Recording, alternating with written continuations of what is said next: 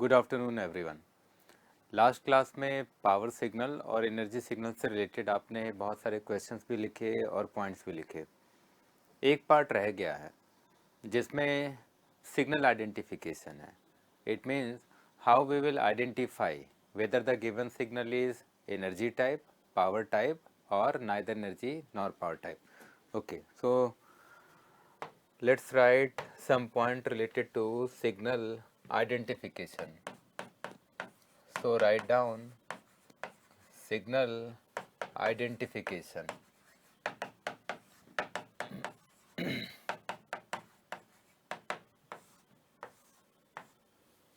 Okay, so first point is related to neither energy nor power type signal.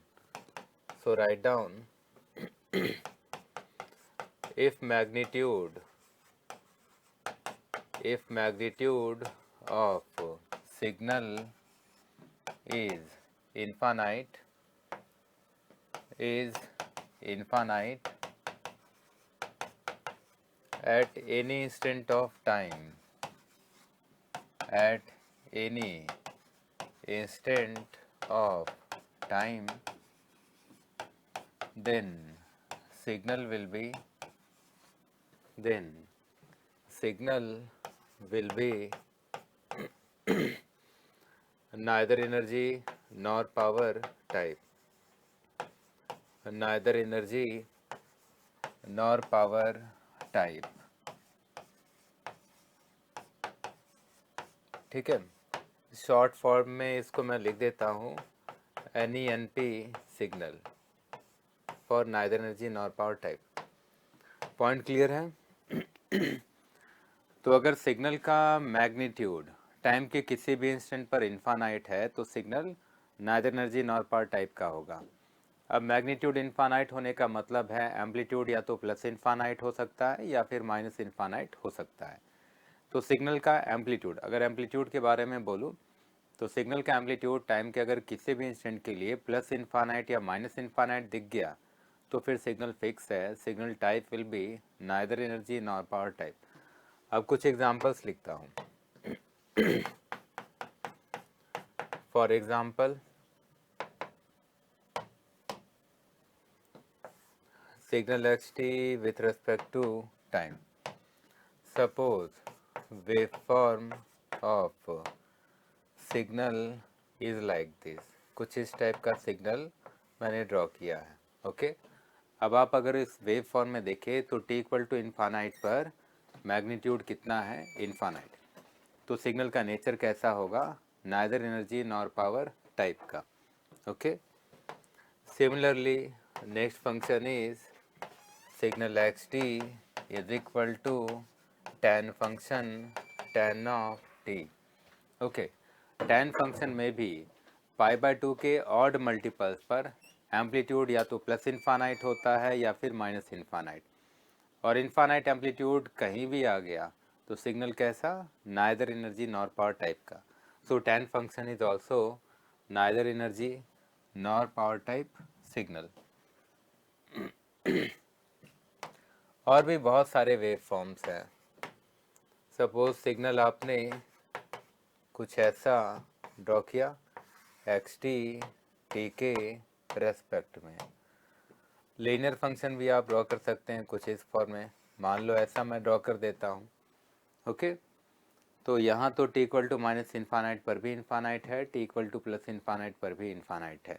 यहाँ तो दो instants हैं जहाँ पर एम्पलीट्यूड इन्फानाइट है, और एक इंस्टेंट के लिए भी एम्पलीट्यूड इन्फानाइट दिख गया तो भी signal neither energy nor power type का। ओके, नेक्स्ट एग्जांपल है xt is equal to 1/t। अब अगर फंक्शन 1/t लिख रहा हूँ तो t इक्वल टू 0 पर कितना है? इन्फानाइट।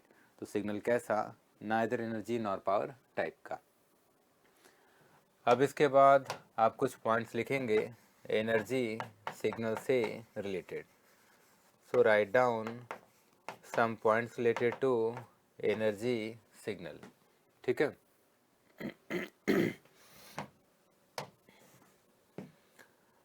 ओके। अब एनर्जी सिग्नल भी दो टाइप के हैं। एक तो फाइनाइट ड्यूरेशन के एनर्जी सिग्नल और दूसरे इनफाइनाइट एक्सटेंशन के एनर्जी सिग्नल। दोनों पॉइंट्स 1 बाय 1 लिखते हैं। First point, finite duration signals. Finite duration signals, finite duration signals having finite magnitude, having finite magnitude, having finite magnitude are energy signals, are energy signals। तो finite duration में अगर signal का amplitude या magnitude finite हो तो भी signal energy type का होगा। कुछ एग्जांपल्स मैं ड्रॉ करता हूँ। For example signal x t के रेस्पेक्ट में, ओके, फाइनाइट ड्यूरेशन का rectangle 0 to 2, amplitude 4, duration finite है, एम्पलीट्यूड भी फाइनाइट है, तो सिग्नल कैसा? Energy signal. तो फाइनाइट ड्यूरेशन का कोई भी स्ट्रक्चर आप ड्रॉ कर सकते हैं जिसका एम्पलीट्यूड फाइनाइट होगा, तो सिग्नल कैसा होगा? एनर्जी टाइप का सिग्नल होगा। तो जैसे मान लो सिग्नल मैं कुछ इस फॉर्म में ड्रॉ कर देता हूँ, एक्स टी के रेस्पेक्ट में। सिग्नल कुछ इस फॉर्म में ड्रॉ कर देता हूँ, -1 से 2 तक एम्पलीट्यूड है 5। यहाँ भी सिग्नल का एम्पलीट्यूड फाइनाइट है, ड्यूरेशन भी फाइनाइट है, तो ये भी एनर्जी सिग्नल है। ओके, तो ऐसे बहुत सारे वेव फॉर्म्स हम लोग ड्रॉ कर सकते हैं।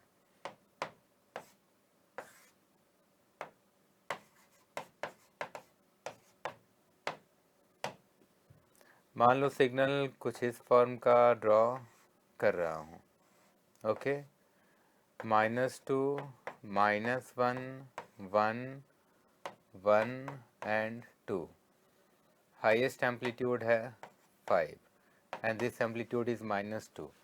अब आप इस वेव फॉर्म को देखो, इसमें ड्यूरेशन कैसा है? फाइनाइट है, और एम्पलीट्यूड भी कैसा है? फाइनाइट है, तो ये भी किस टाइप का सिग्नल है? एनर्जी सिग्नल है। ओके ओके, अच्छा, अब इन सब के बाद ये तो आपने देखा। एक बच्चे ने रिमाइंडर डाला है, सर वो पावर सिग्नल में फॉर्मूले से रिलेटेड, स्केलिंग से रिलेटेड कुछ पॉइंट्स है। ठीक है, वो मैं थोड़ी देर बाद एक्सप्लेन करता हूँ। अब इसके बाद सेकेंड पॉइंट लिखना एनर्जी सिग्नल से रिलेटेड।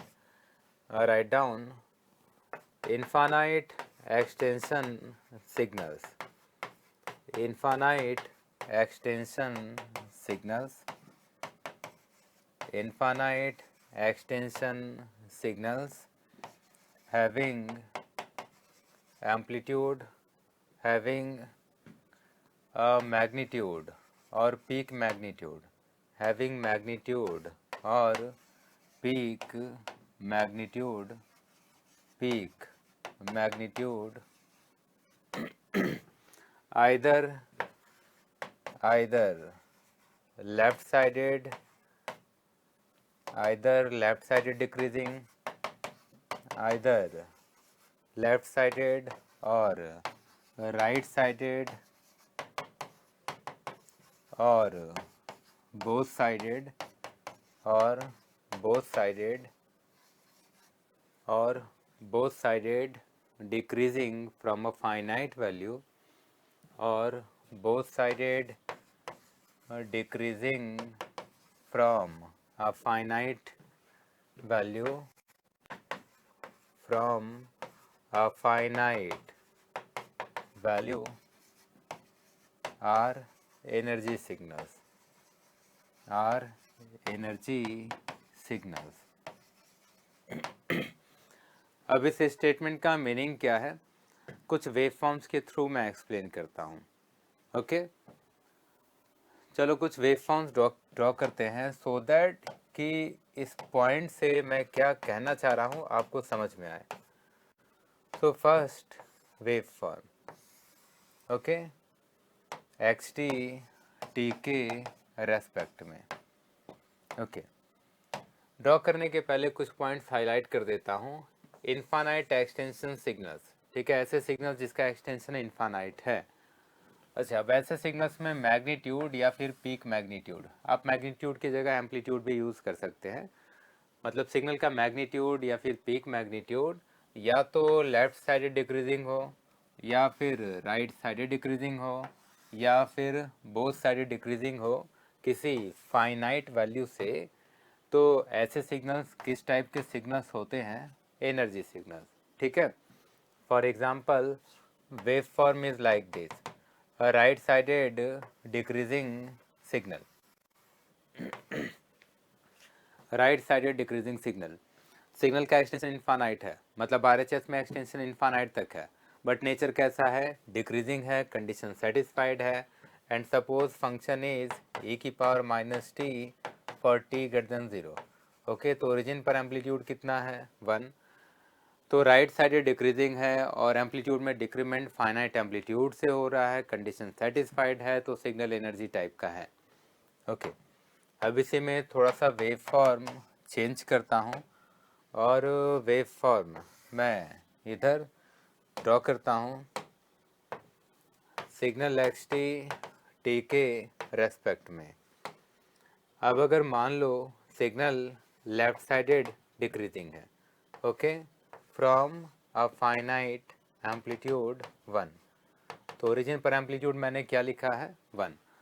और एम्पलीट्यूड 1 से एलएचएस में फाइनाइट, एलएचएस में ये डिक्रीजिंग नेचर का है। और जो पॉइंट आपने लिखा है इनफाइनाइट एक्सटेंशन में, या तो लेफ्ट साइड डिक्रीजिंग हो या फिर राइट साइड डिक्रीजिंग हो या फिर बोथ साइड डिक्रीजिंग हो किसी फाइनाइट एम्पलीट्यूड से, तो ऐसे सिग्नल किस टाइप के सिग्नल होते हैं? Energy signal. So second signal is also an example of energy signal, ठीक है। ये एग्जाम्पल नंबर बी है। Now example number C, signal x T time के रेस्पेक्ट में। अब मान लो सिग्नल मैं कुछ ऐसा ड्रॉ करता हूँ, both sided decreasing in nature and decrement is happening from a finite amplitude. Okay, तो ओरिजिन पर एम्पलीट्यूड फाइनाइट है और फाइनाइट एम्पलीट्यूड से बोथ साइडेड डिक्रीजिंग नेचर है और इनफाइनाइट टाइम एक्सटेंशन का सिग्नल है। सारे कंडीशन सेटिस्फाइड है, तो सिग्नल कैसा? Energy signal. ओके, एक वेव फॉर्म और ड्रॉ करता हूँ। यहाँ से मुझे एक पॉइंट और भी एक्सप्लेन करना है, ठीक है। अब मान लो सिग्नल कुछ ऐसा है, मैंने पहले एक एनवेलप ड्रॉ किया, एक एनवेलप ड्रॉ किया है। ओके, ये जो एनवेलप आप देख रहे हैं, दिस एनवेलप इज e की power minus T for T greater than 0। और ये जो लेफ्ट साइड डिक्रीजिंग एनवेलप है, दिस एनवेलप इज e की power T for T less than 0। और इसमें फंक्शन कुछ ऐसा ड्रॉ करूँगा, इसमें फंक्शन कुछ ऐसा ड्रॉ कर रहा हूँ, ठीक है। जो ग्रीन कलर से मैंने ड्रॉ किया है ये ओरिजिनल फंक्शन है। तो इस सिग्नल का एक्सटेंशन भी माइनस इनफाइनाइट से इनफाइनाइट तक है, इनफाइनाइट एक्सटेंशन का सिग्नल है और peak amplitude both sided decreasing nature का है। आप क्लियरली देखो, यहाँ जो पल्सेस मैंने ड्रॉ किए हैं इसके पीक एम्पलीट्यूड डिक्रीजिंग नेचर के हैं। Similarly peak amplitude of pulses are also left sided decreasing in nature, so condition is satisfied, so this signal is also an energy signal.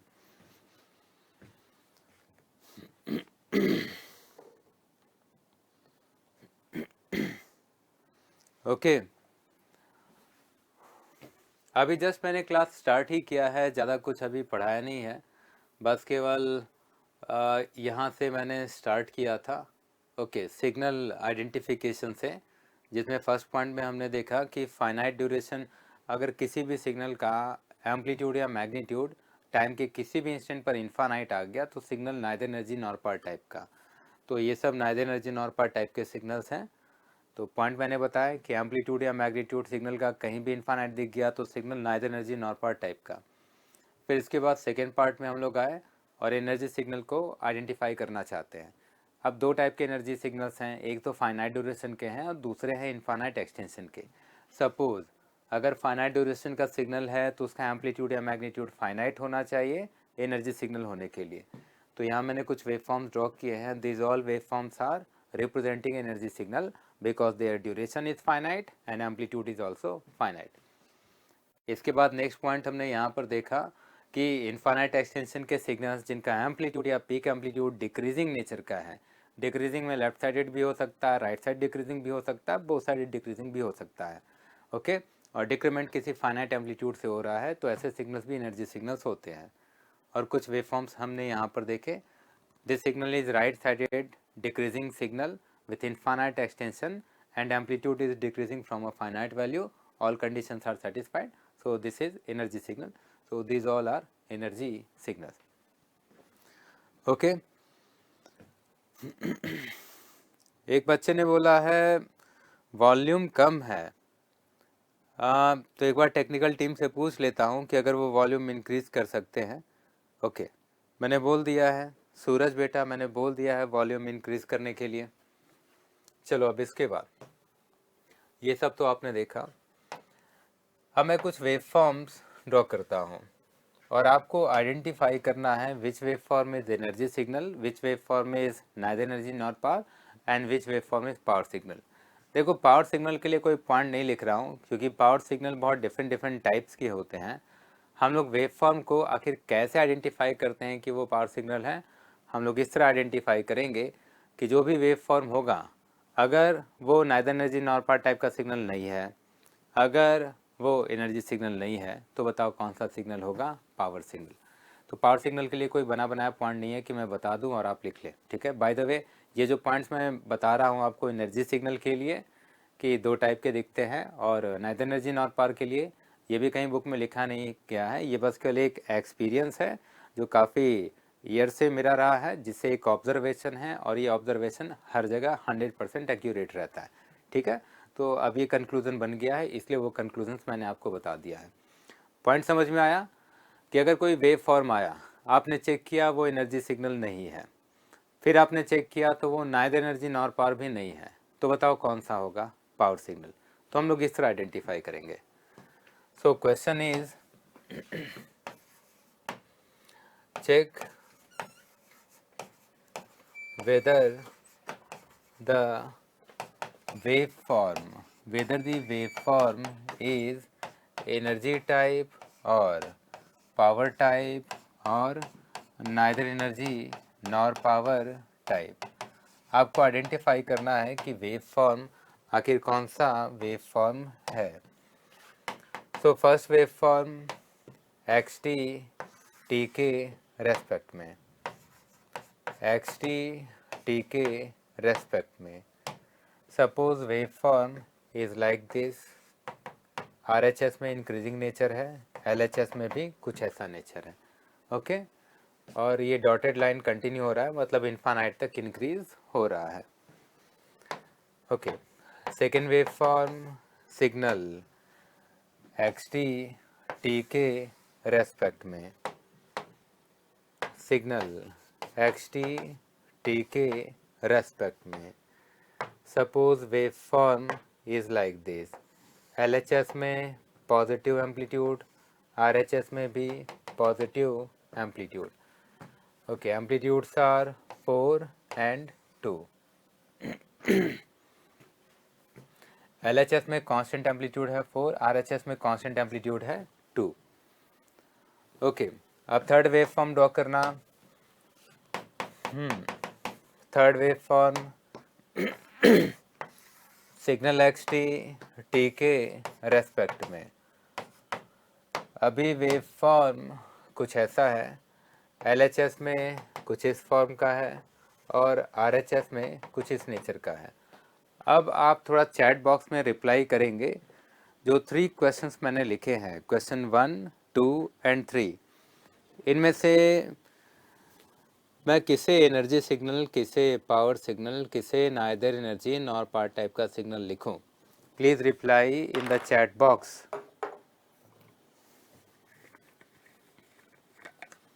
Okay, तो शिवम ने लिखा है फर्स्ट वेव फॉर्म है neither energy nor power. Your answer is correct Shivam बेटा।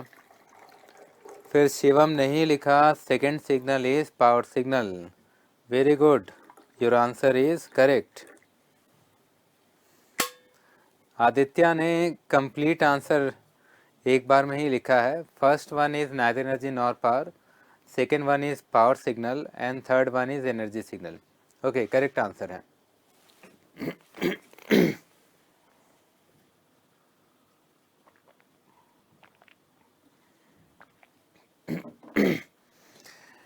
ठीक है, आप सब ने करेक्ट आंसर लिखा है। बहुत सारे बच्चों ने रिप्लाई किया है, like Rajvardhan correct answer, then Shubhra correct answer, Rishabh correct answer. ठीक है, so what is the nature of first signal? First signal is neither energy nor power type. Why? Because amplitude is increasing nature, so at t equal to infinite amplitude will be infinite. इसमें t equal to minus infinite पर amplitude minus infinite भी है, तो यहाँ दो instants हैं जहाँ पर एम्पलीट्यूड प्लस इन्फानाइट या माइनस इन्फानाइट है। अगर एक इंस्टेंट के लिए भी एम्पलीट्यूड प्लस इन्फानाइट या माइनस इन्फानाइट दिख गया तो भी neither energy nor power type signal होता है। यहाँ तो दो इंस्टेंट्स हैं। अब आपने सेकेंड सिग्नल को ऑब्जर्व किया, इन्फानाइट एक्सटेंशन का सिग्नल है, एम्पलीट्यूड कहीं भी इन्फानाइट नहीं है, इसका मतलब signal neither energy nor power type का नहीं है। ओके, अब अगर ऑब्जर्व करो तो एनर्जी सिग्नल भी नहीं है। इन्फानाइट एक्सटेंशन में एनर्जी सिग्नल होने के लिए एम्पलीट्यूड डिक्रीजिंग नेचर का होना चाहिए था। अगर एलएचएस में एम्पलीट्यूड डिक्रीज होता, आरएचएस में एम्पलीट्यूड डिक्रीज होता, तो मैं कहता कि ये एनर्जी सिग्नल है, बट अभी ये कैसा सिग्नल है? पावर सिग्नल है। सो second signal is power signal. What about third signal? Third signal is energy signal.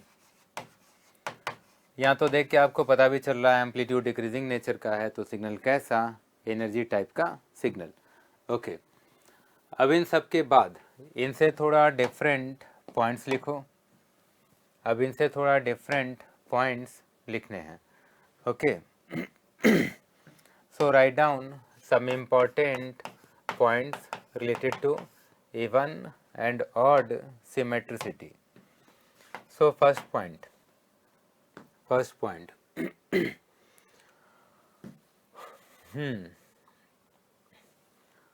Okay, तो फर्स्ट पॉइंट में आप ऐसा करो, एक क्वेश्चन लिखो।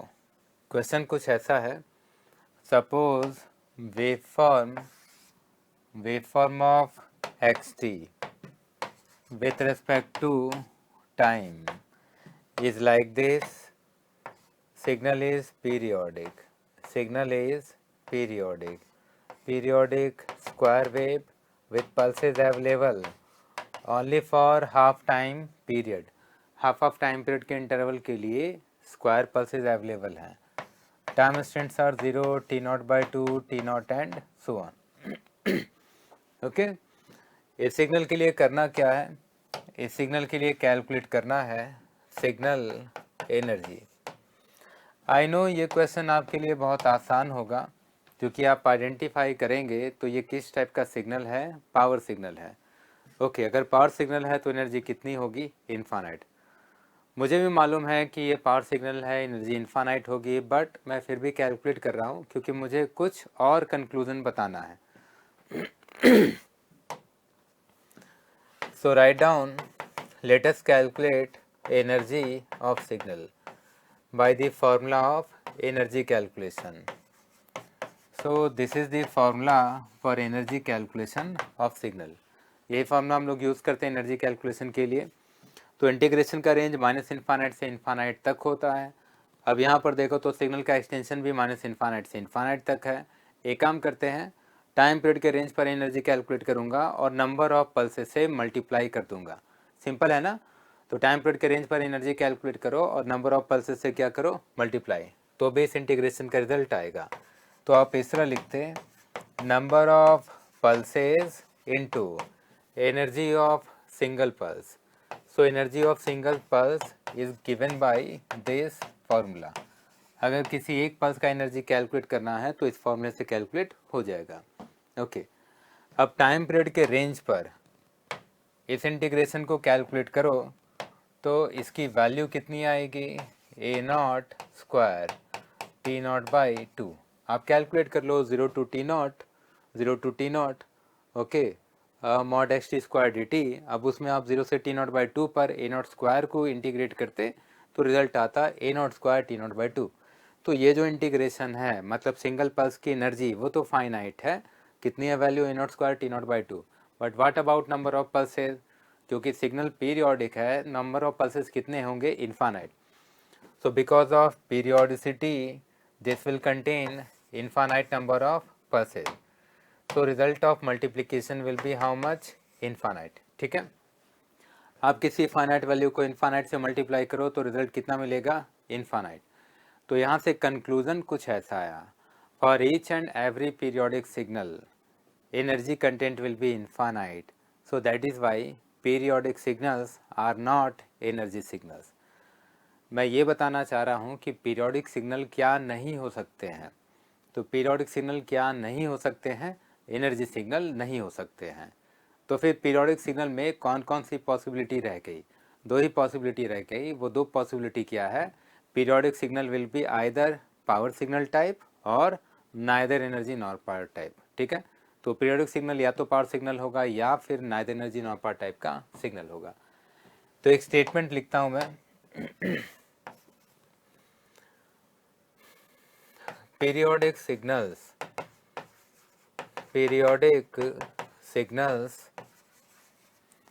are not energy signals, periodic signals are not energy signals, are not energy signals because their energy content, because their energy content is infinite, because their energy content is infinite। Okay, अब अगर मुझे periodic signal में possibility लिखनी है तो दो ही possibility लिखूंगा। तो पीरियोडिक सिग्नल में हमें पॉसिबिलिटी लिखनी है, so how many possibilities we can write, only two. It will be either power signal or neither energy nor power type signal। Okay, so let us write examples of periodic power signals like sin t, cos t, DC signal etc। तो DC signal, sin t, cos t, ये सब के सब periodic power signal हैं। यहाँ जो wave form आपने draw किया है ये भी पीरियोडिक पावर सिग्नल है। Periodical trapezoidal wave form, periodical sawtooth wave form, periodical triangular wave, सब के सब पीरियोडिक पावर सिग्नल है। अब इसके बाद कोई ऐसा पीरियोडिक सिग्नल जो कि neither energy nor power type का है, तो उसके लिए मैं फंक्शन क्या लिखता, tan function. tan function is periodic but it is neither energy nor power type signal. ठीक है,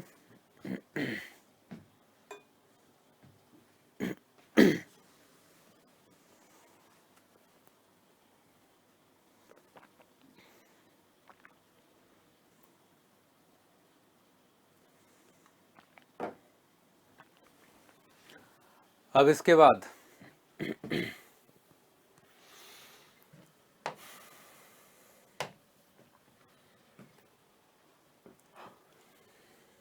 अब सेकंड पॉइंट लिखना है। आपने पीरियोडिक के लिए तो लिख ही दिया है, okay okay.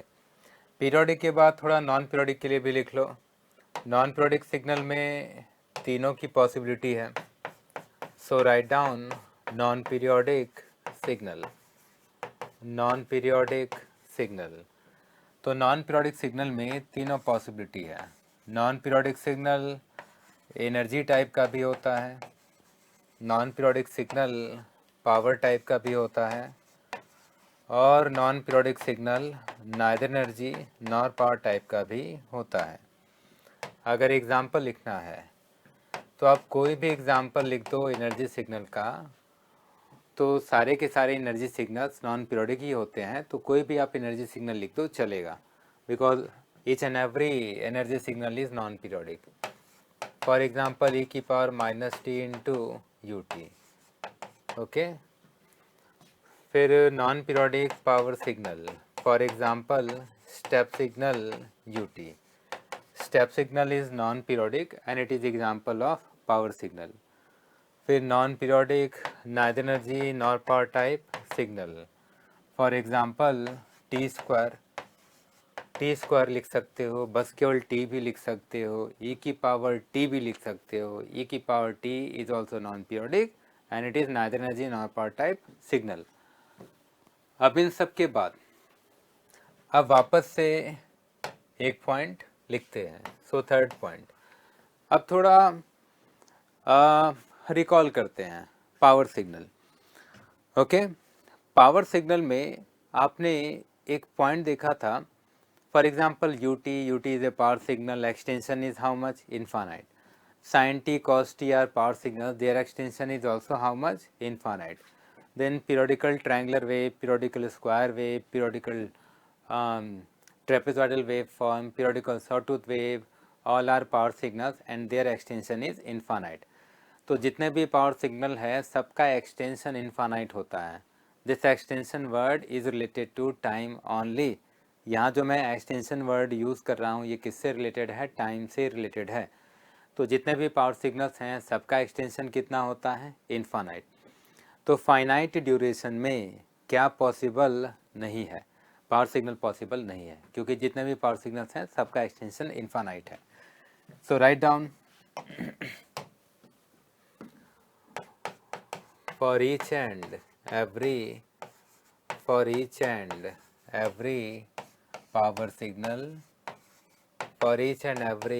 power signal, extension is infinite. तो जितने भी पावर सिग्नल्स हैं सबका एक्सटेंशन कितना होता है, इनफाइनाइट. अब हमें पॉसिबिलिटी लिखना है. For finite duration signal,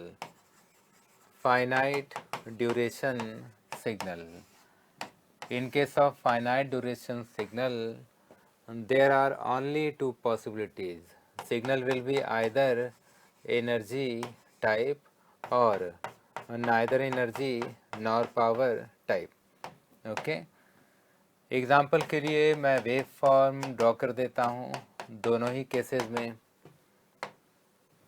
finite duration finite amplitude का कोई भी स्ट्रक्चर ड्रॉ कर लो, एनर्जी सिग्नल होगा.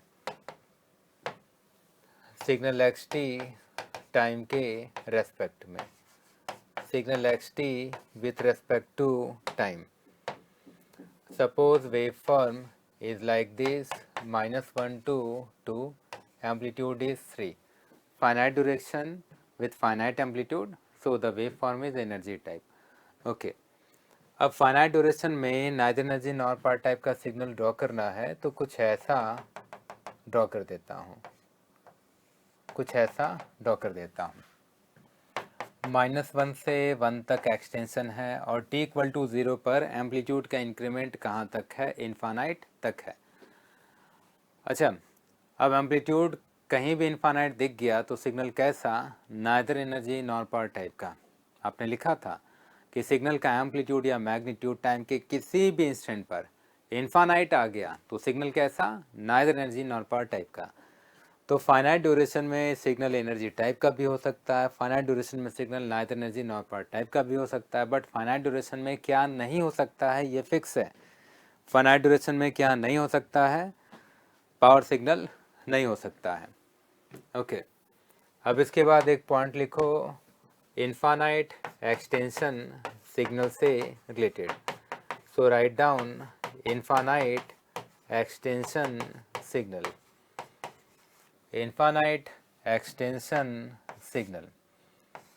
So in the case of infinite extension signal there are 3 possibilities. यहाँ 3 possibilities हैं. क्या क्या है, signal will be either energy type और power type और neither energy nor power type. ठीक है, तो तीनों पॉसिबिलिटी हैं. अब एग्जाम्पल लिखना है तो इनफाइनाइट एक्सटेंशन का एनर्जी सिग्नल e की पावर -t इंटू यूटी. या फिर e की पावर -2t ut, e की power -3t ut, both side infinite extension भी लिख सकते हो जो आपने कल की क्लास में लिखा है, e की power minus mod t, e की पावर -2 मॉड t। ओके, इसके बाद कोई भी पावर सिग्नल लिख दो, सबका एक्सटेंशन इनफाइनाइट ही होता है, like sine, cos etcetera. Infinite extension का neither energy nor power type का सिग्नल, फॉर एग्जांपल e की पावर t, मैंने बस कल इतना लिख दिया e की पावर t। अब e की पावर t है तो ग्राफ एक्सपोनेंशियली इंक्रीजिंग है, तो t इक्वल टू इनफाइनाइट पर एम्पलीट्यूड कितना, इनफाइनाइट।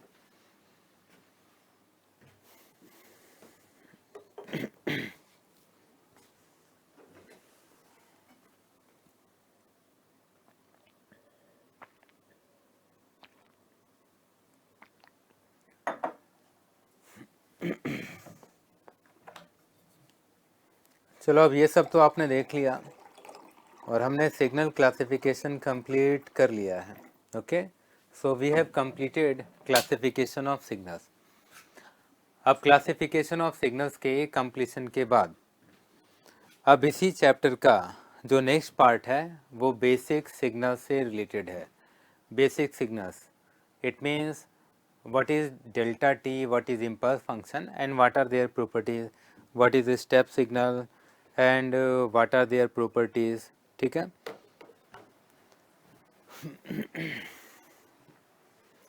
अब नेक्स्ट स्लाइड में चलते हैं और बेसिक सिग्नल्स लिखते हैं।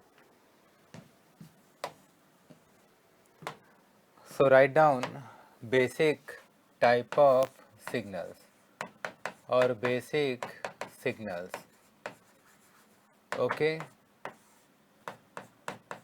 so in this category first signal is unit impulse signal. First signal is unit impulse signal delta t, unit impulse signal delta t। अब डेल्टा t को अगर मैथमेटिकली लिखना है तो ये अप्रॉक्सीमेशन और लिमिटिंग कंडीशन से प्रोड्यूस होता है। आप अगर किसी इवन सिमेट्रिकल पल्स जिसका एरिया 1 हो उस पर लिमिट का कंडीशन इम्पोज करे तो वही पल्स किस में कन्वर्ट होता है, इम्पल्स फंक्शन में कन्वर्ट होता है। तो इम्पल्स फंक्शन प्रोड्यूस कैसे करते हैं, किसी फाइनाइट ड्यूरेशन पल्स पर लिमिट का कंडीशन इम्पोज करके। ओके, और finite duration pulse even symmetrical होना चाहिए और उसका एरिया 1 होना चाहिए। तो अगर इम्पल्स प्रोड्यूस करना है तो पहले आप कोई ऐसा फंक्शन ड्रॉ करो जो कि इवन हो और जिसका एरिया 1 हो। So we are assuming that function is q of t। तो मैंने मान लिया function notation is q of t। Okay, and I am assuming that function is a rectangular pulse in the range -ε/2 to ε/2 with amplitude 1/ε। Outside this range function is 0। तो पहले एक finite duration pulse मैंने draw किया, even symmetrical in nature है, इसका area कितना है, 1। आप चेक भी कर सकते हैं what is the base width epsilon and height is how much 1/ε। So total area will be how much, 1। Okay, तो पहले तो कंडीशन सेटिस्फाई होना चाहिए, इवन सिमेट्रिकल फंक्शन लो जिसका एरिया 1 हो। अब इस पर लिमिट का कंडीशन इम्पोज करो तो यही वेव फॉर्म किस में कन्वर्ट होगा, इम्पल्स फंक्शन में कन्वर्ट होगा।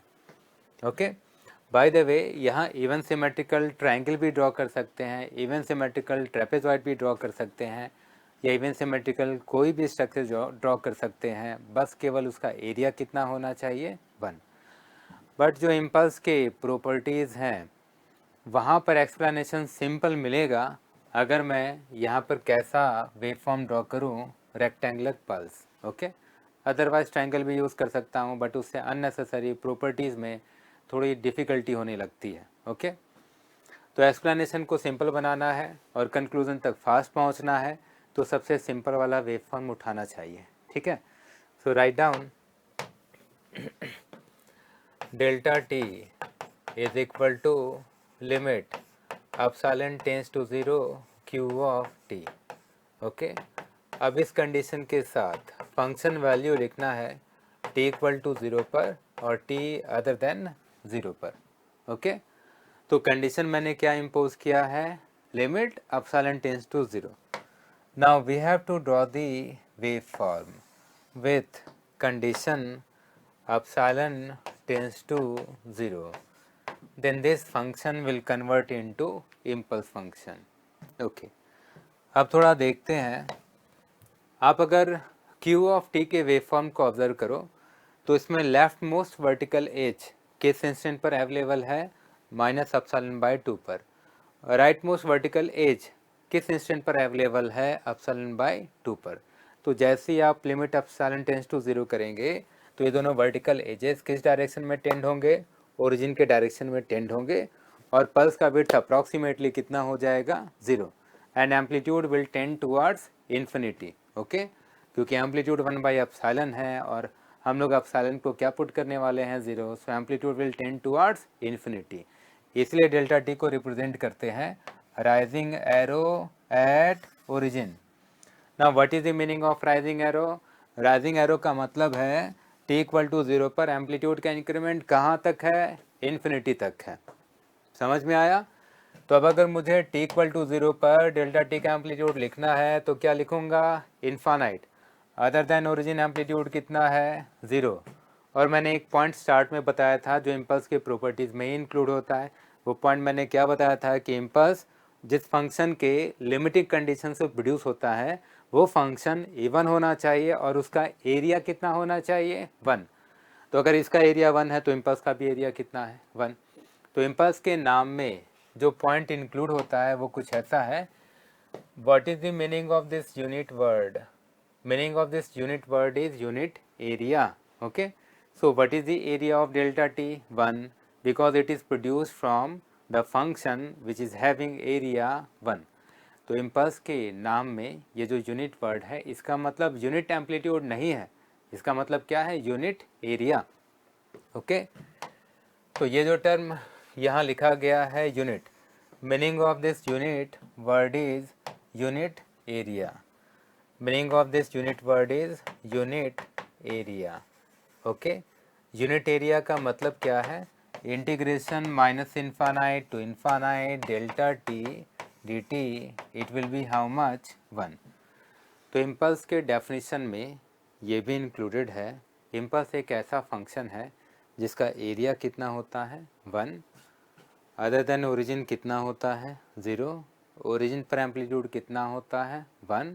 इसे कैसे प्रोड्यूस करते हैं, इवन सिमेट्रिकल फंक्शन की हेल्प से, जिसका एरिया कितना होगा, 1, और जिस पर कंडीशन क्या इम्पोज करेंगे, लिमिट एप्सिलॉन टेंड्स टू 0।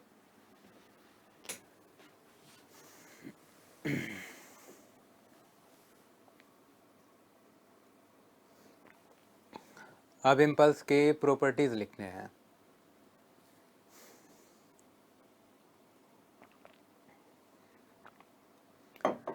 ठीक है,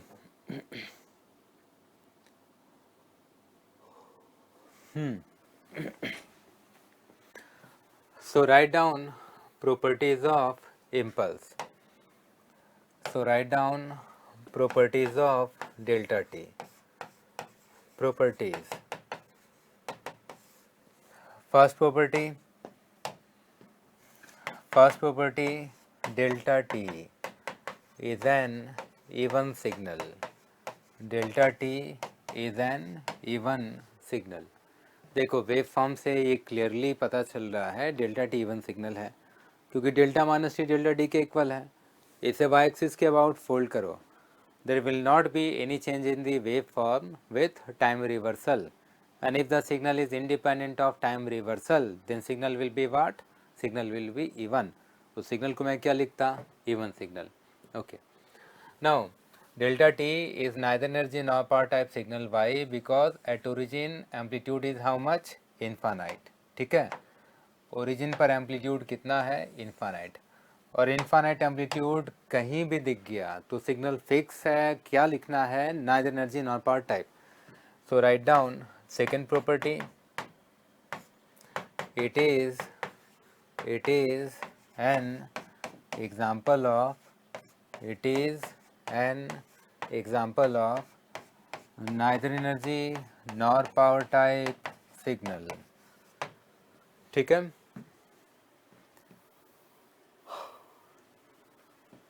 चलो बढ़ते हैं आगे। ओके, सबसे पहले तो मैं सोच रहा हूँ कि एक पॉइंट आपको बता दूँ। ओके, ब्लैकआउट हो गया क्या? स्क्रीन चली गई, ब्लैक स्क्रीन आ गया, कुछ बच्चे लिख रहे हैं। मैं एक बार टेक्निकल टीम को बोल देता हूँ कि इस चीज़ का ध्यान रखेंगे। 1 मिनट।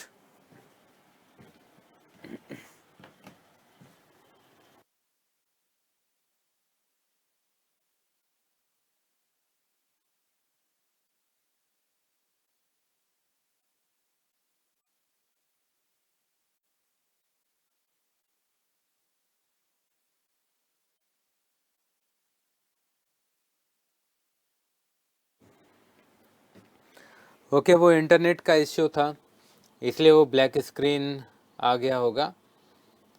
आई होप आप लोगों ने यहाँ तक तो लिखा होगा ना, delta t is an even signal because delta minus t is equal to delta t. फिर आपने ये भी लिखा होगा delta t is neither energy nor power type signal, why? Because it's amplitude is infinite at origin. और अगर amplitude कहीं भी इनफाइनाइट आ गया तो सिग्नल कैसा? Neither energy nor power type का। ठीक है, ओके।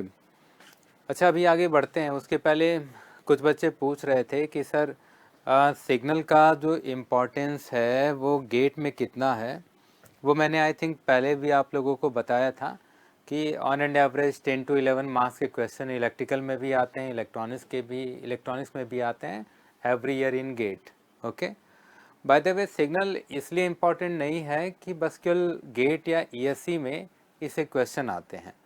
सिग्नल सिस्टम इसलिए भी इम्पॉर्टेंट है क्योंकि जो अदर सब्जेक्ट्स हैं like network, control system, power electronics, power system, communication system, इन सब में सिग्नल का ही यूज़ होता है।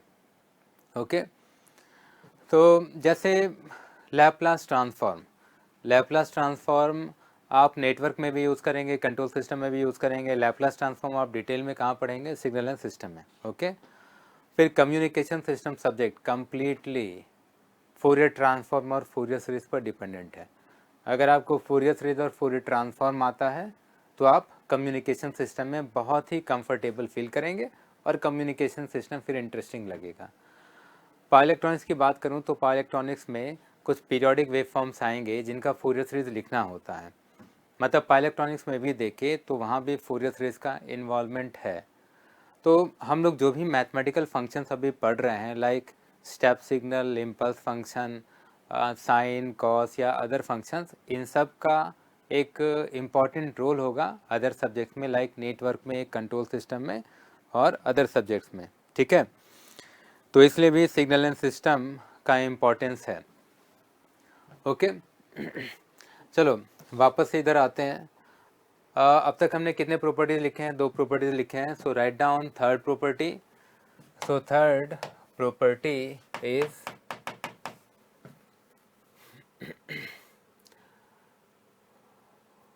x of t into delta t minus t1 will be equal to x of t1 into delta t minus t1।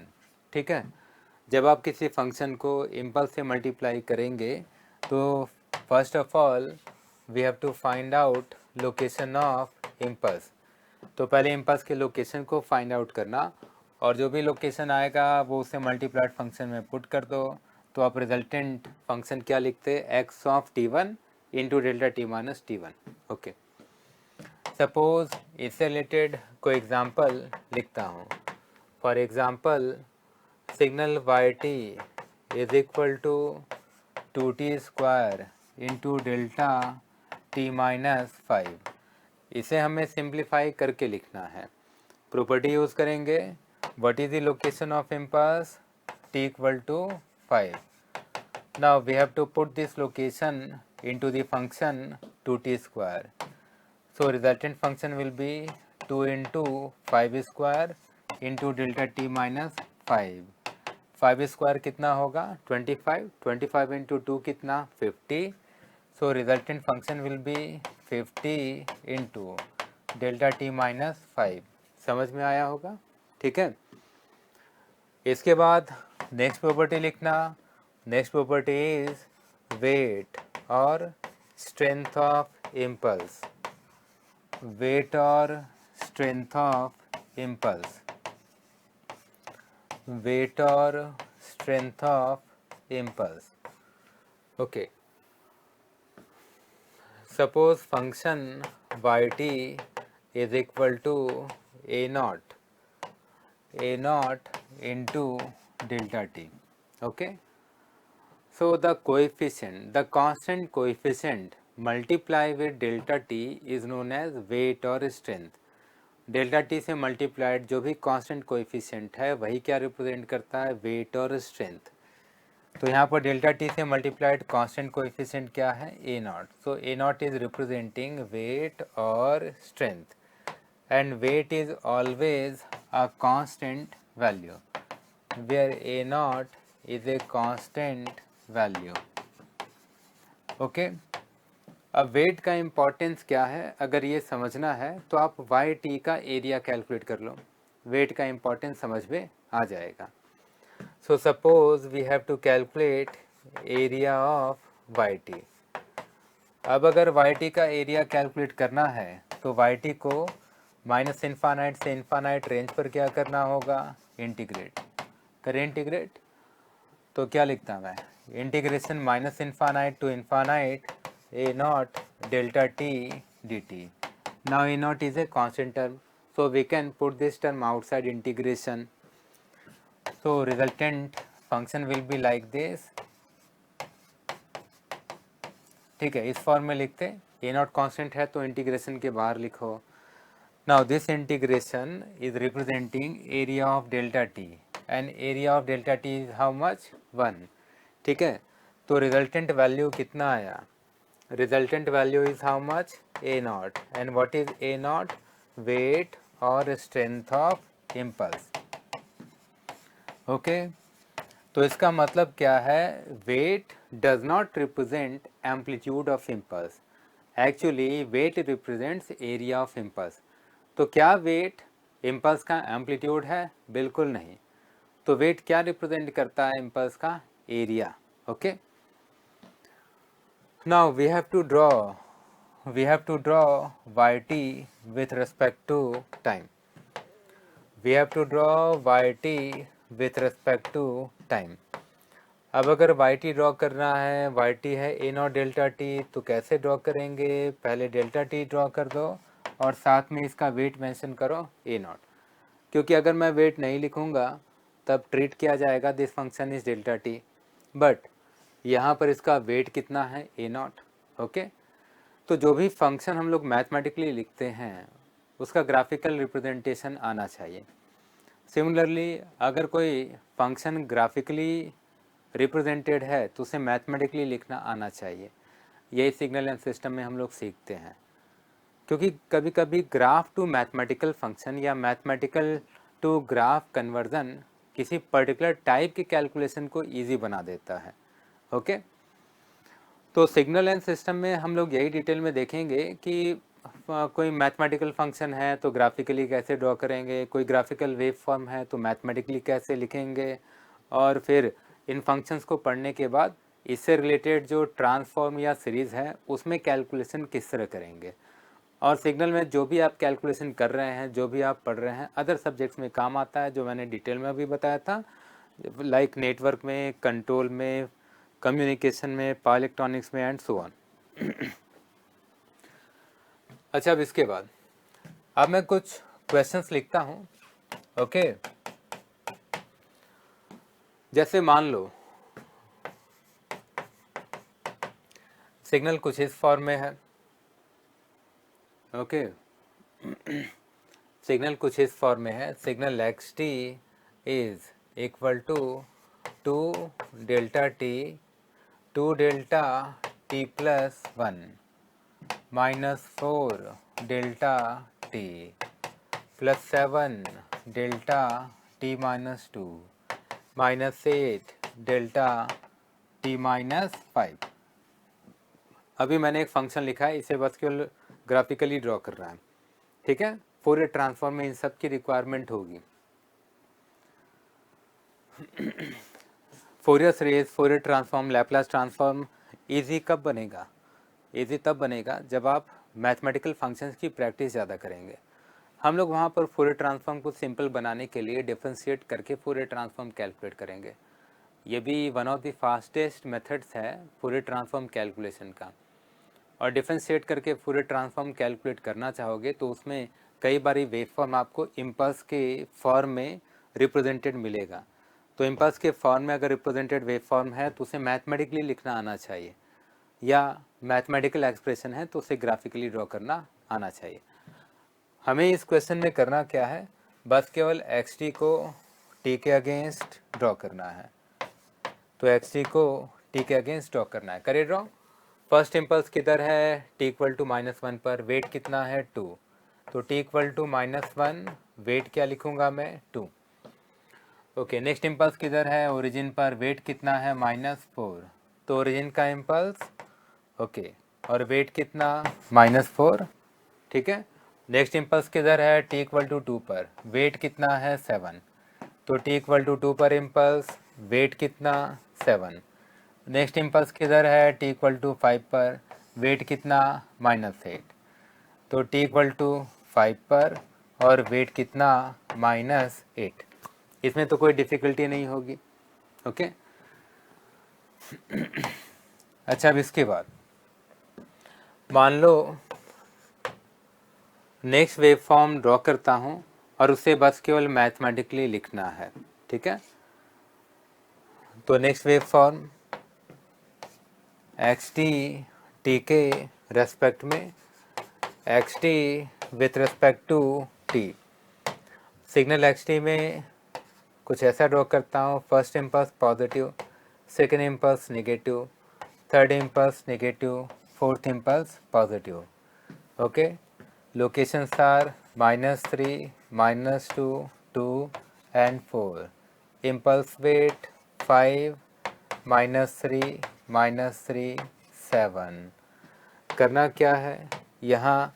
पहले तो आपको x T mathematically लिखना है और इसी में सेकेंड पार्ट है area of x T calculate करना है। तो यहाँ दो कैलकुलेशंस हैं, यहाँ पर दो कैलकुलेशंस हैं।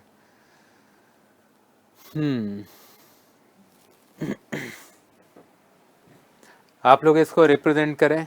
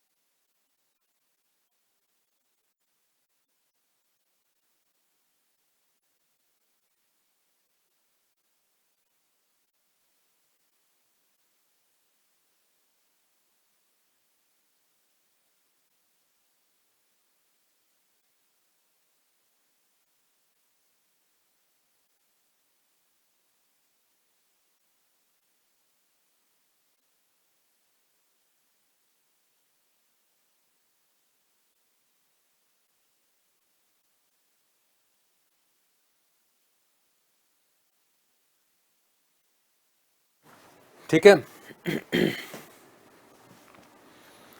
ओके।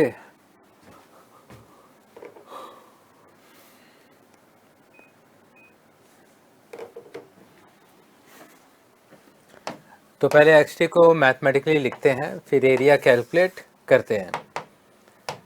एक्स टी को आप क्या लिखते हैं? 5 delta t plus 3। Next impulse -2 पर है तो डेल्टा टी प्लस 2, और वेट कितना है? -3। तो मल्टीप्लाई किससे करता? -3 से। Next impulse is at t equal to 2, तो आप लिखते हैं delta t minus 2, weight is -3, तो -3 से मल्टीप्लाई करो। नेक्स्ट इम्पल्स 4 पर है, तो आप लिखते हैं डेल्टा टी माइनस 4, वेट कितना है 7, तो मल्टीप्लाई करो +7। हमने एक्स टी लिख लिया। अब क्या लिखना है, area of x T.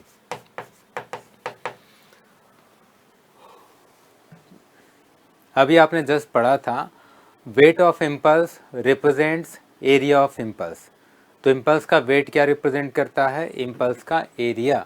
Okay, तो फर्स्ट इम्पल्स का वेट कितना है 5, so area of first impulse is 5। What is the weight of second impulse -3, so area of second impulse is -3। Third impulse का वेट कितना है -3, तो थर्ड इम्पल्स का area भी कितना -3। फोर्थ इम्पल्स का वेट कितना है 7, तो फोर्थ इम्पल्स का एरिया भी कितना 7।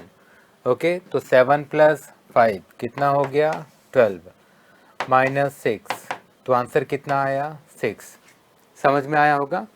तो याद रखना इम्पल्स का वेट इम्पल्स का एरिया है। Suraj your answer is correct. Aditya correct answer. बाकी सब बच्चों ने भी करेक्ट आंसर लिखा है। Shivam, Sambhavi, Anjali, Ajay, Kusum, Revant, all of you have given correct answer. अब इसके बाद नेक्स्ट प्रॉपर्टी लिखना है। हमने कितने प्रॉपर्टीज लिखे हैं एक बार मैं चेक कर लेता हूँ। आई थिंक 4 प्रॉपर्टीज, ठीक है। अब फिफ्थ प्रॉपर्टी लिखो। फिफ्थ प्रॉपर्टी है integration property of impulse. Okay, so fifth property is integration property. Integration minus infinite to infinite xt into delta t minus t1 dt। ठीक है, जो भी इम्पल्स का लोकेशन है फाइंड आउट करो, और जो भी इम्पल्स का लोकेशन आया इससे मल्टीप्लाइड फंक्शन में पुट करो। Whatever be the function value that will be the result of integration. So the result of integration is x of t1। ठीक है, तो इस रिजल्ट को याद रखना है। रिजल्ट क्या लिखा है मैंने, एक्स ऑफ t1। इससे रिलेटेड कुछ एग्जांपल्स लिखता हूँ। So write down first example. Okay, integration minus infinite to infinite e की power -t into delta t minus 5 dt। अब इस इंटीग्रेशन का रिजल्ट लिखना है। तो सबसे पहले जो भी इम्पल्स का लोकेशन है फाइंड आउट करो। What is the location of impulse, t equal to 5। Now put this location into this function, whatever be the function value that will be the answer. तो e की power -5 यही इस question का क्या है, answer है। ठीक है, ओके। अब इसके बाद नेक्स्ट प्रॉपर्टी लिखता हूँ। लास्ट प्रॉपर्टी बहुत आसान था, जो इम्पल्स का लोकेशन है वो उससे मल्टीप्लाइड फंक्शन में पुट करो, जो फंक्शन वैल्यू आएगा वही आंसर है। Next property is scaling property of impulse, time scaling property of impulse. Property कुछ इस फॉर्म में है, delta a in bracket t minus t1 where a should not be equal to 0 can be written as 1/मॉडुलस of a delta t minus t1। Okay, तो अगर impulse के time scaling parameter को eliminate करना है तो स्केलिंग प्रॉपर्टी यूज़ करो। तो अगर इम्पल्स गिवन है तो पहले स्केलिंग पैरामीटर a को कॉमन ले लेना और उसे मॉडिफाई करके इस फॉर्म में लिखना। ओके, अब इसका यूज़ कैसे करना है वो हम लोग समझते हैं। For example suppose signal yt is equal to delta minus 2t plus 5। Now what we have to do, we have to calculate area of signal yt। अब हमें yt का क्या कैलकुलेट करना है, area.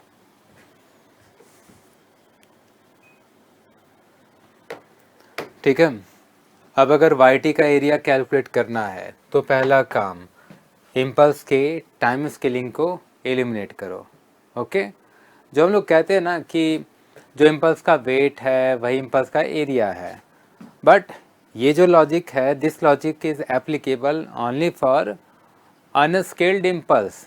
Okay, there should not be time scaling in the impulse.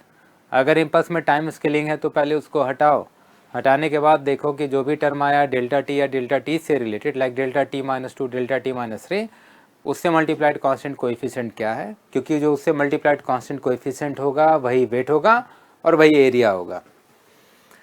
तो आपने time scaling parameter को common लिया तो ब्रैकेट में क्या लिखता, टी माइनस 2.5।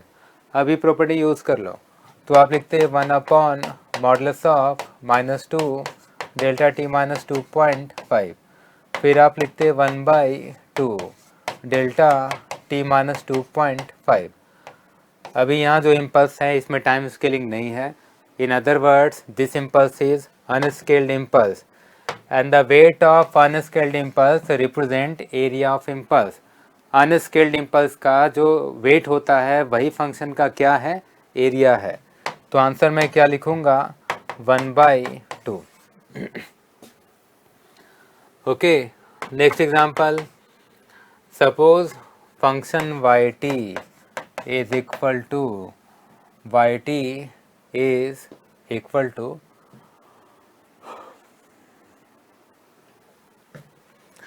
कुछ ऐसा लिखता हूँ, sine T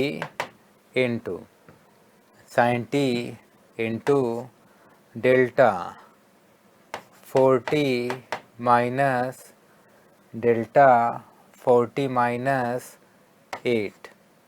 okay, delta 40 minus 8, delta 4t minus 8 pi. यहाँ थोड़ा सा करेक्शन है, डेल्टा 40 माइनस 8 पाई। मैं थोड़ा सोच रहा हूँ, इसको ऐसा लिखता हूँ, डेल्टा 40 माइनस 2 पाई, ठीक है, और यहाँ कुछ 5 मल्टीप्लाई कर दे रहा हूँ। ओके, अभी आप ऐसा करो, इसमें कैलकुलेट करो एरिया कितना आएगा, what is the area of signal yt, और जो भी आंसर हो वो चैट बॉक्स में रिप्लाई करना।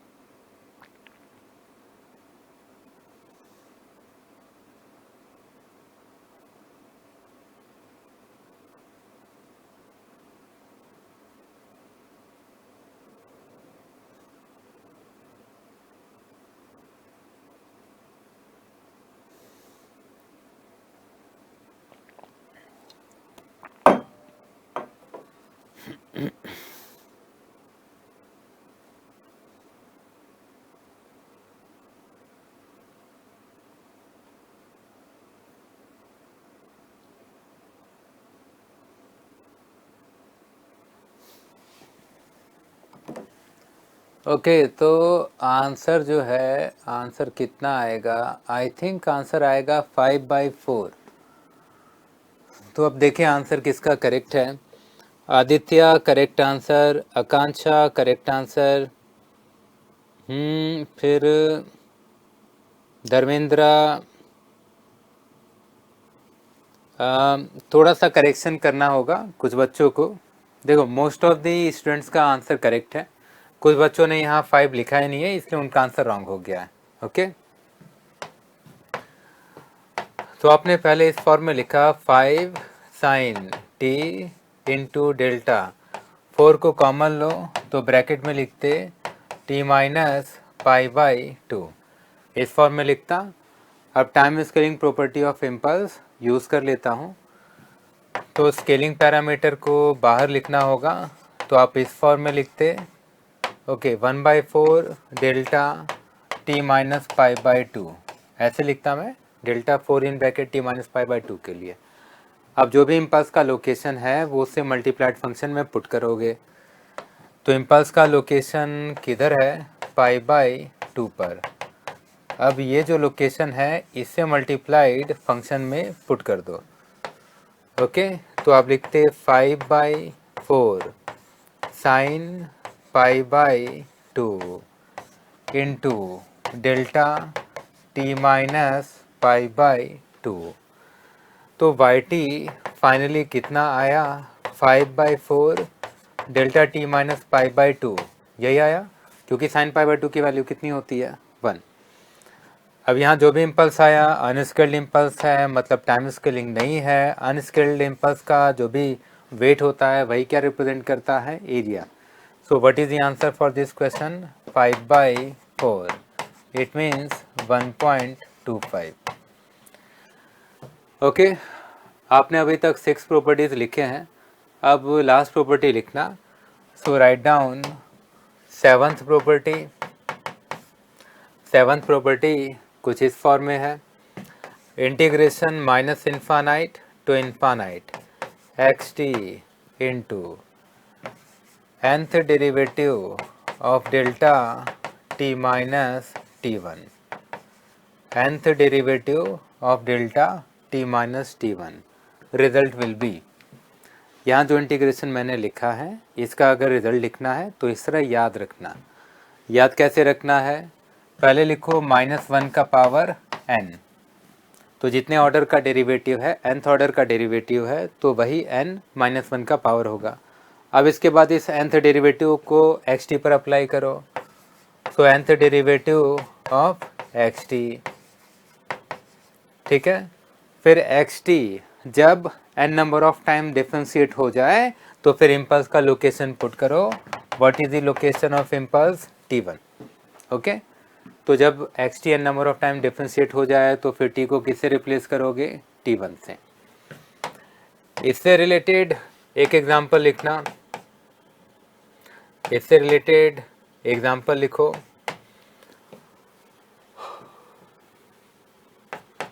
एक इंटीग्रेशन लिख रहा हूँ, इस इंटीग्रेशन का रिजल्ट लिखना है, integration minus infinite to infinite, integration minus infinite to infinite, okay, e की power minus 3t into second derivative of delta t minus 2, second derivative of delta t minus 2।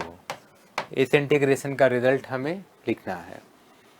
Property use करूँ मैं, property में मैंने क्या बोला था, -1 का power क्या लिखोगे, जितने ऑर्डर का डेरिवेटिव है, सेकेंड ऑर्डर डेरिवेटिव, सो -1 स्क्वायर।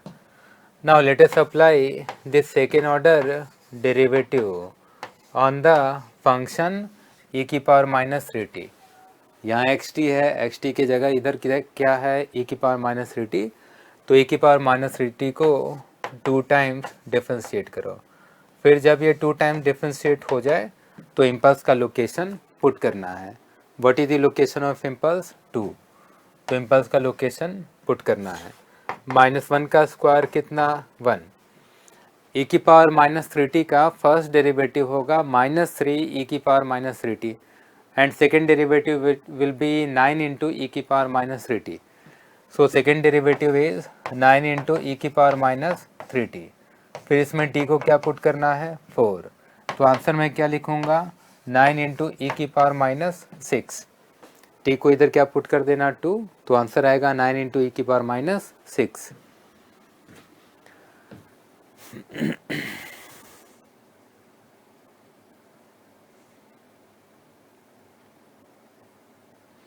ओके, अब इसके बाद कुछ और पॉइंट्स मैं लिख रहा हूँ इंटीग्रेशन से रिलेटेड, ठीक है। जैसे मान लो कुछ ऐसा लिखा गया है, integration minus infinite to 4 delta t minus 10 dt इस इंटीग्रेशन का रिजल्ट लिखना है। आप पहले चेक करो क्या इस इंटीग्रेशन के रेंज में इम्पल्स लाई कर रहा है, बिल्कुल नहीं। Since impulse is not lying in the range of integration, therefore the value of integration will be how much? 0. Delta t minus 10 आप इसे ड्रॉ करके देखो, delta t minus 10, okay, delta t minus 10 with respect to time. What is the location of impulse? t equal to 10 और other than t equal to 10 function कितना होगा? 0। Integration का range मैंने कहाँ से कहाँ तक लिखा है? माइनस इन्फानाइट से 4 तक, मतलब इंटीग्रेशन माइनस इन्फानाइट से स्टार्ट हुआ, कहाँ तक इंटीग्रेट करना है? t इक्वल टू 4 तक। अब अगर इस वाले रेंज में देखो तो डेल्टा t माइनस 10 इसका एम्पलीट्यूड कितना है? 0। तो असल में इस वाले रेंज में डेल्टा t माइनस 10 का एम्पलीट्यूड कितना है? 0, और 0 का इंटीग्रेशन कितना मिलेगा? 0। ओके, तो आपने इंटीग्रेशन रिलेटेड जितने भी प्रॉपर्टीज लिखे हैं, okay, so properties that is related to integration, all those properties will be applicable only when impulse is lying in the range of integration. If impulse is not lying in the range of integration, then the result of integration will be 0. ठीक है, कुछ और examples लिखता हूँ।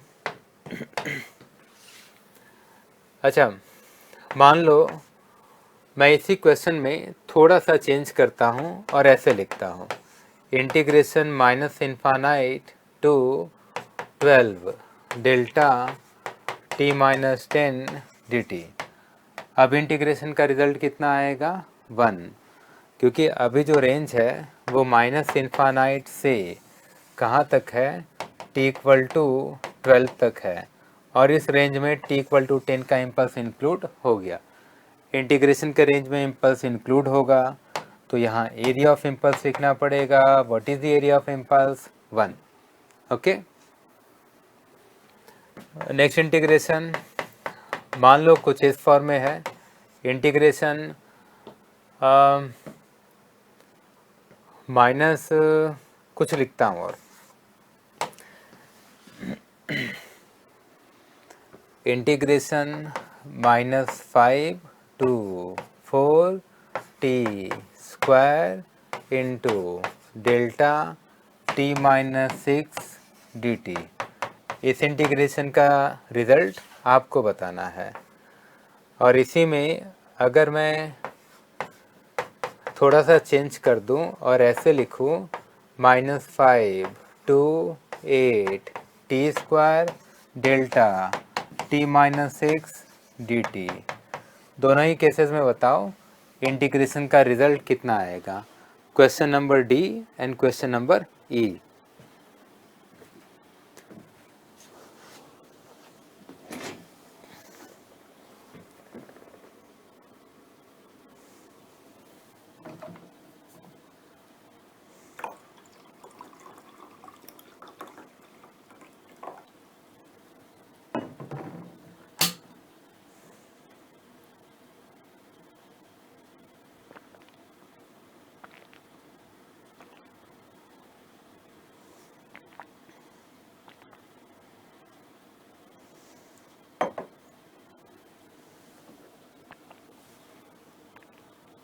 आदित्य, आपका answer correct है।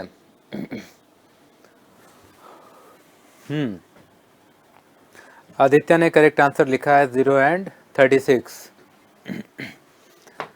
तो सबसे पहले आपने चेक किया what is the range of integration -5 to 4। क्या इस रेंज में डेल्टा टी माइनस 6 लाई कर रहा है? बिल्कुल नहीं, क्योंकि ये t इक्वल टू 6 पर है and this location is outside range of integration, so result of integration will be how much? 0। Okay, now what about next question? In this range this impulse is lying, so property of impulse is applicable। यहाँ जो impulse का location है वो इस range में लाई कर रहा है, तो impulse का प्रॉपर्टी आप यूज़ कर लो। जो भी impulse का लोकेशन है इससे मल्टीप्लाइड फंक्शन में पुट करो और जो भी फंक्शन वैल्यू आएगा वही आंसर होगा। तो आप आंसर लिखते 6 स्क्वायर। 6 स्क्वायर का मतलब आंसर में क्या लिखता? 36। ठीक है, आपने 7 प्रॉपर्टीज लिखे हैं अब लास्ट प्रॉपर्टी लिखना, so write down last property of impulse and this property is doublet function. So what is doublet function? Doublet function is the first derivative of impulse. Okay, objective में आता है, ESE के objective में पहले आया है, इसलिए इसका नाम एटलीस्ट याद रखो। डबलेट फंक्शन है क्या? इम्पल्स का फर्स्ट डेरिवेटिव है। So write down first derivative of impulse is known as doublet function, is known as doublet function. Okay, mathematically लिखना है तो मैं क्या लिखूंगा? Derivative of delta T. अच्छा, यहाँ पर एक पॉइंट और है जो आपको याद रखना है, और ये भी ESE का ऑब्जेक्टिव है। ओके, कि डबलेट फंक्शन किस टाइप का फंक्शन है, whether it is even function, odd function, neither even nor odd, किस टाइप का है। अब आप खुद सोचो, डेल्टा टी कैसा फंक्शन है? इवन, और इवन का डेरिवेटिव कैसा होता है? ऑड। तो डबलेट फंक्शन कैसा फंक्शन होगा? ऑड फंक्शन होगा। तो एक स्टेटमेंट और लिखना, it is an odd signal, it is an odd signal। इस पॉइंट को अंडरलाइन कर लो, ESE ऑब्जेक्टिव में आया है, और first derivative of impulse is known as doublet function. This is also one of the objectives of engineering services examination. ठीक है।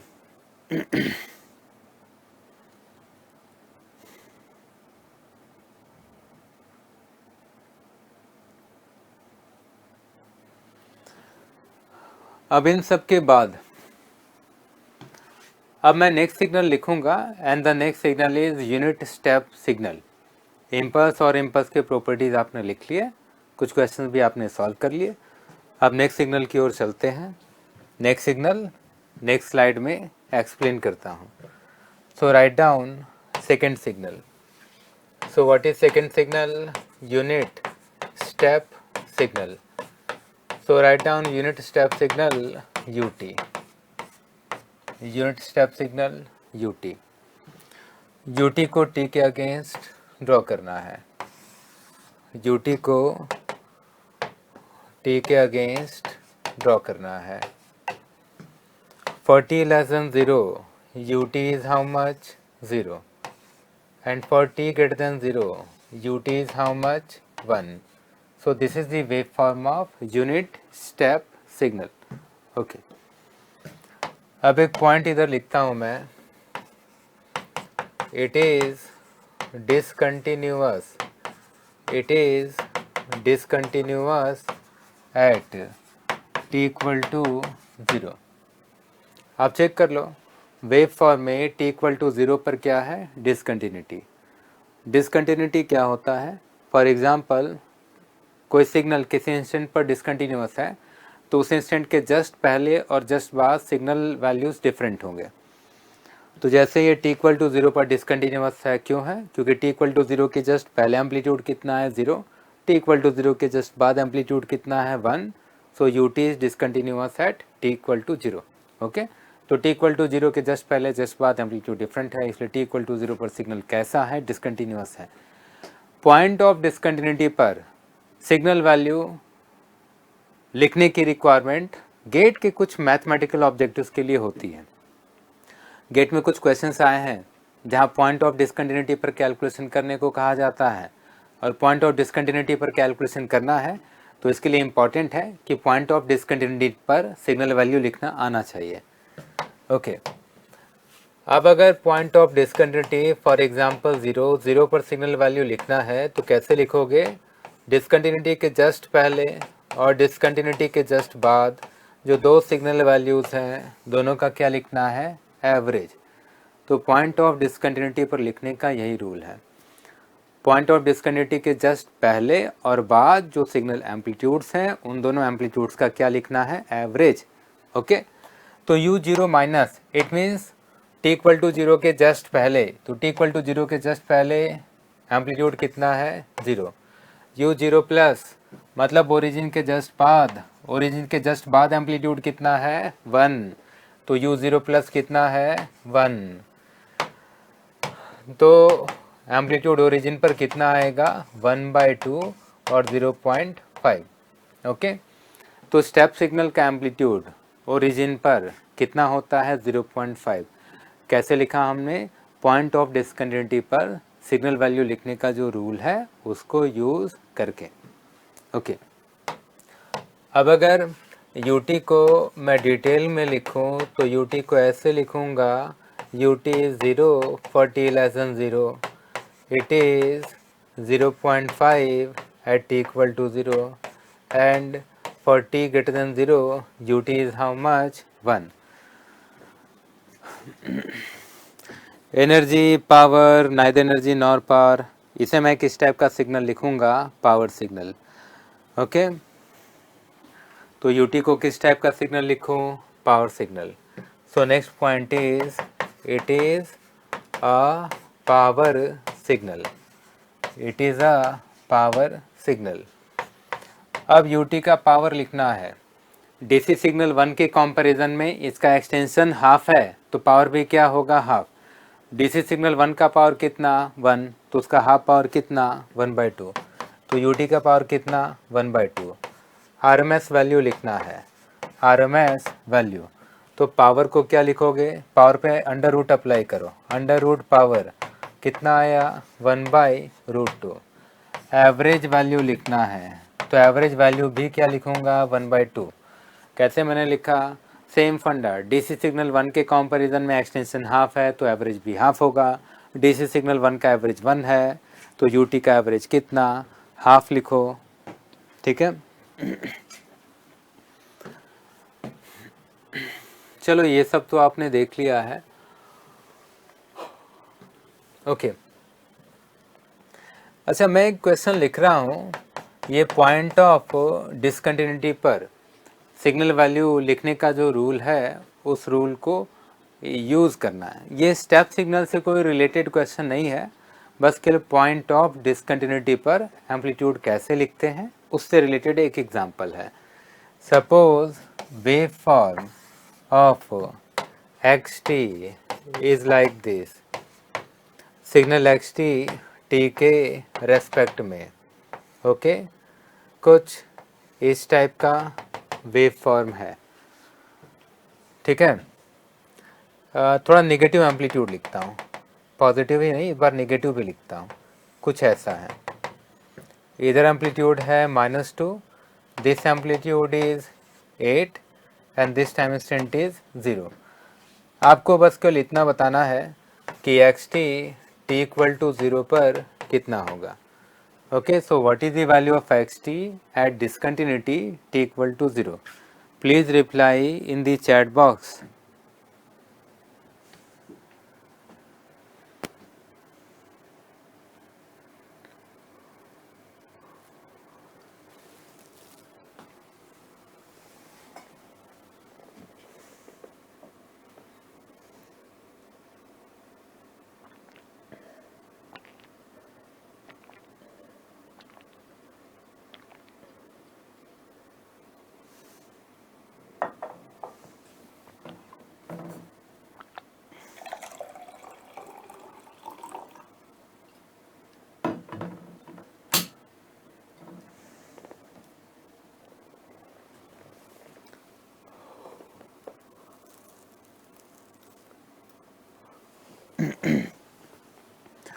ओके, विश्व त्रिवेदी आपका आंसर करेक्ट है, आंसर है 3। आदित्य करेक्ट आंसर, आंसर है 3।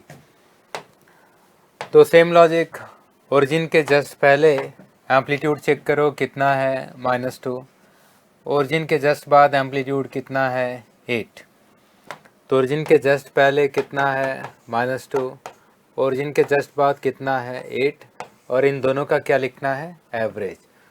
तो 6/2, average value will be how much, 3। Okay, अच्छा अब इसके बाद, अब स्टेप को यूज़ करने का एक रूल मैं लिख रहा हूँ, एक और रिजल्ट लिखो। Step of positive value will be how much 1 and step of negative value will be how much 0। आपको इस तरह याद रखना है। ये मैंने क्यों बोला है, अभी मैं एक क्वेश्चन लिखता हूँ तो आपको समझ में आएगा।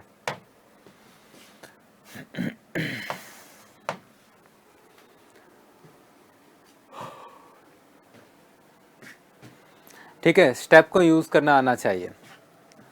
जैसे कोई आपसे पूछता है u ऑफ 1 कितना 1, because step of positive value is 1। u of 3 कितना 1, because step of positive value is 1।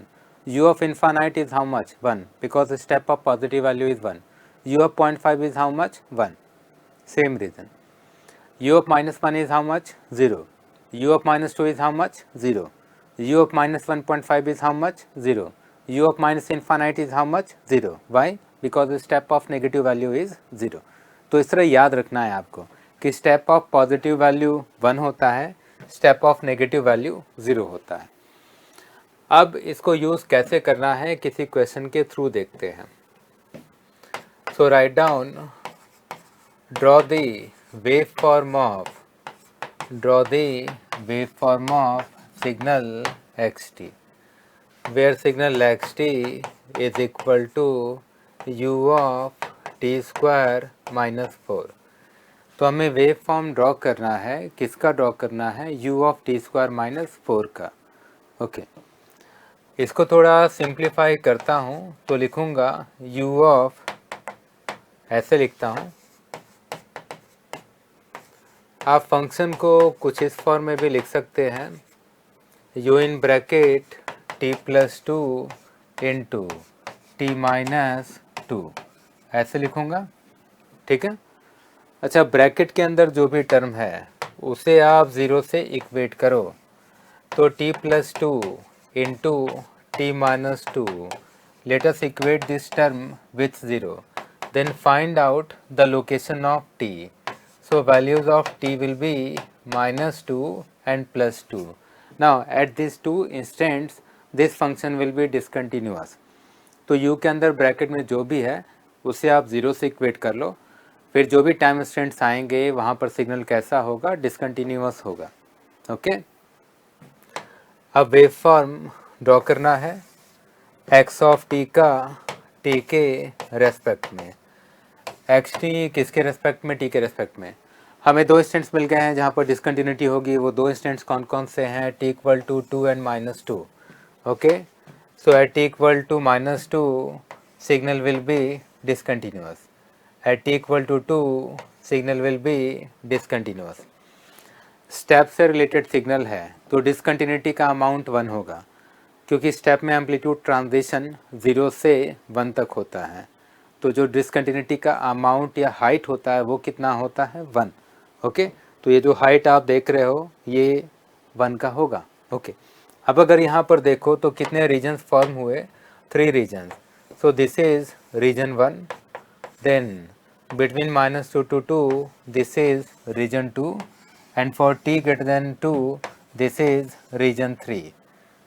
Okay, अब हमें इन 3 रीजन्स में पता करना है कि कहाँ एम्पलीट्यूड 1 लिखना है, किधर एम्पलीट्यूड 0 लिखना है। स्टेप से रिलेटेड सिग्नल है तो एम्पलीट्यूड या तो 1 लिखो या फिर 0 लिखो। ओके, जैसे -2 से 2 का टाइम रेंज, इस रेंज में एक इंस्टेंट आएगा कौन सा, 0 आ रहा है ना। तो -2 से 2 वाले टाइम रेंज का कोई भी इंस्टेंट उठाओ, तो मैंने कौन सा इंस्टेंट उठाया, 0। अब इस इंस्टेंट को यहाँ पुट करो, t को 0 पुट करोगे तो आप क्या लिखोगे, u of -4। So at t equal to 0 this function will be u of -4, and what is the value of u of -4, 0। तो u ऑफ -4 की वैल्यू कितनी होती है, 0।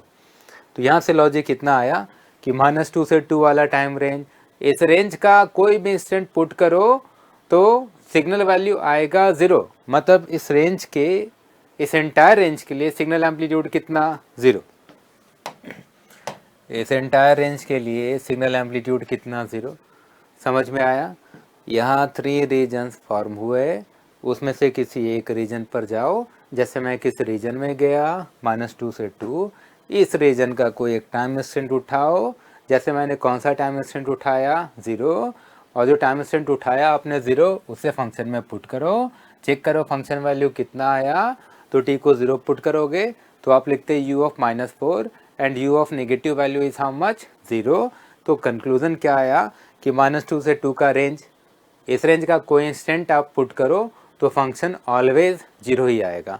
तो मैंने इस रेंज में क्या लिख दिया, 0। अब आप खुद सोचो कि सेकेंड इंटरवल में, सेकेंड इंटरवल है, इसमें 0 आ गया, तो थर्ड इंटरवल में कितना होगा, 1, क्योंकि स्टेप रिलेटेड सिग्नल है ना, तो या तो 0 होगा या फिर 1 होगा। अब अगर इधर 0 आ ही गया है तो इधर 1 ही होना चाहिए, क्योंकि अगर इधर भी 0 हो जाएगा तब तो ये डिसकंटिन्यूटी दिखेगा नहीं। तो कॉमन सेंस वाली बात मैंने करी है कि अगर इस वाले रीजन में, सेकेंड रीजन में 0 आया तो थर्ड रीजन में एम्पलीट्यूड कितना, 1 ही होगा। तो थर्ड रीजन में एम्पलीट्यूड कितना, 1। सिमिलरली फर्स्ट रीजन, ये जो फर्स्ट रीजन है इसमें भी एम्पलीट्यूड कितना, 1। अगर आपको फिर भी चेक करना है कि चलो चेक कर ही लेते हैं तो कर लो चेक। t>2 का कोई टाइम इंस्टेंट आप सेलेक्ट करो। सो t>2 जैसे 5, t=5 पर कैलकुलेट करते हैं कि 1 आता है कि नहीं। ओके, तो t>2 का हमने एक टाइम इंस्टेंट सेलेक्ट किया, कौन सा, 5 को इसमें पुट करो। 5 का स्क्वायर कितना, 25, 25 - 4 कितना, 21। तो ये 21 आया, 22 आया, इससे मतलब नहीं है स्टेप के अंदर पॉजिटिव आया या नेगेटिव आया, इससे मतलब है। ठीक है, तो t को 5 पुट करो तो ये वाला टर्म कैसा आएगा, positive, and u of positive value is how much, 1। तो रिजल्ट क्या आया, t=5 पर 1 ही तो आया, मैंने वही तो लिखा है। ओके, तो अब थर्ड और फर्स्ट रीजन के लिए कैलकुलेशन नहीं करना पड़े, इसलिए मैंने बड़े सिंपल वे में बताया कि -2 से 2 वाले रेंज में अगर एम्पलीट्यूड 0 ही आ गया तो ये ऑब्वियस है कि फिर रीजन 1 में 1 आएगा, रीजन 3 में भी 1 आएगा, क्योंकि हर एक रीजन में या तो 0 या फिर 1 ही होना था। अगर यहाँ 0 आ गया तो ये डिसकंटिन्यूटी दिखे, इसलिए इधर भी 1 और वहाँ भी 1।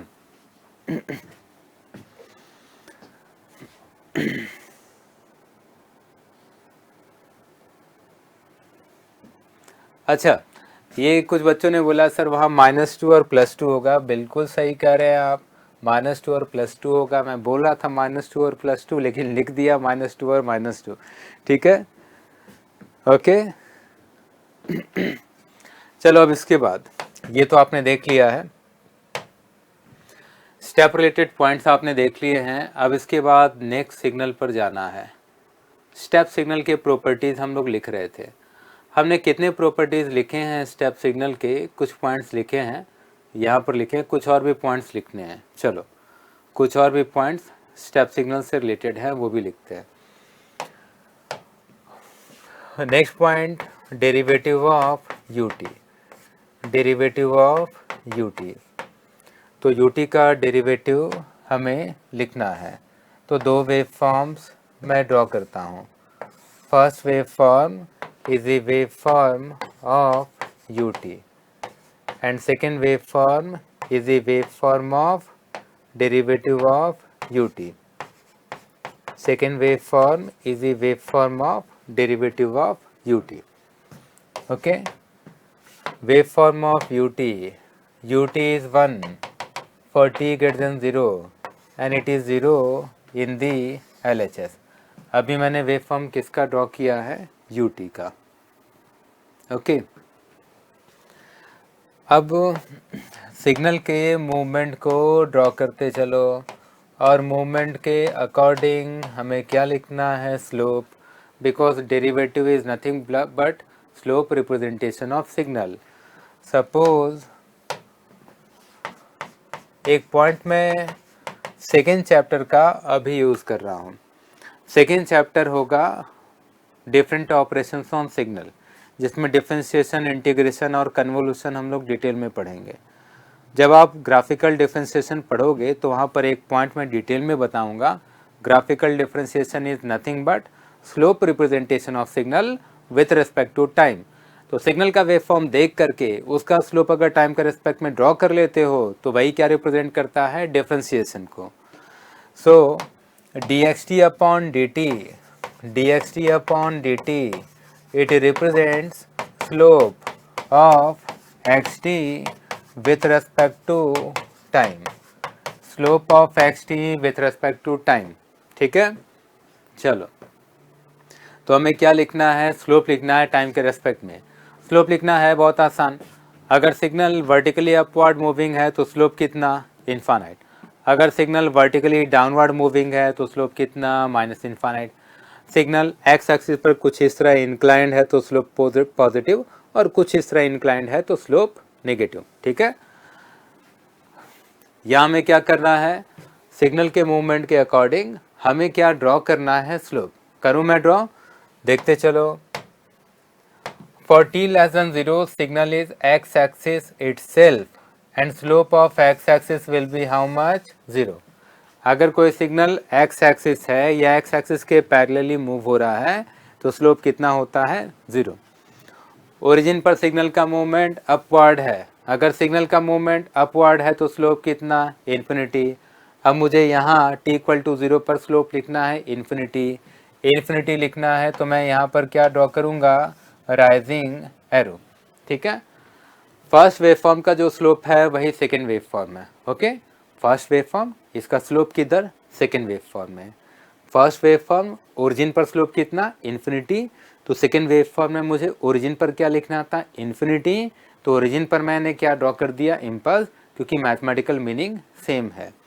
फिर t ग्रेटर देन 0 के लिए signal is parallel to x axis, then slope will be how much, 0। तो t ग्रेटर देन 0 के लिए signal parallel to x axis है तो स्लोप कितना, 0। जब हमने ut का डेरिवेटिव ड्रॉ किया तो ये ग्राफिकली किस मैथमेटिकल फंक्शन से मैच हो गया, डेल्टा t से, इसलिए हम लोग कहते हैं ut का डेरिवेटिव डेल्टा t होता है। So write down derivative of ut will be which function, delta t। तो ut का डेरिवेटिव क्या, डेल्टा t।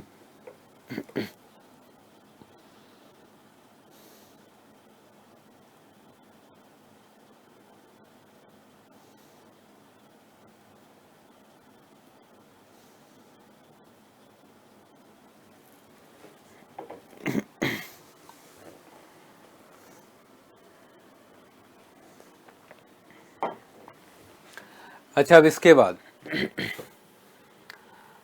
इसके बाद नेक्स्ट पॉइंट लिखो, integration minus infinite to t delta ओ डीटा ओ will be equal to, okay,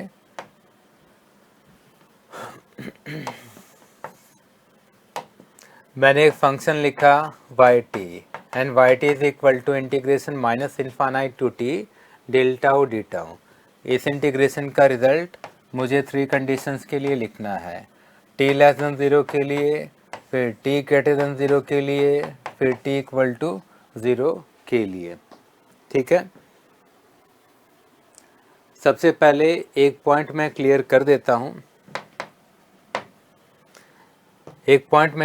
देता हूँ, उसके बाद आगे बढ़ता हूँ।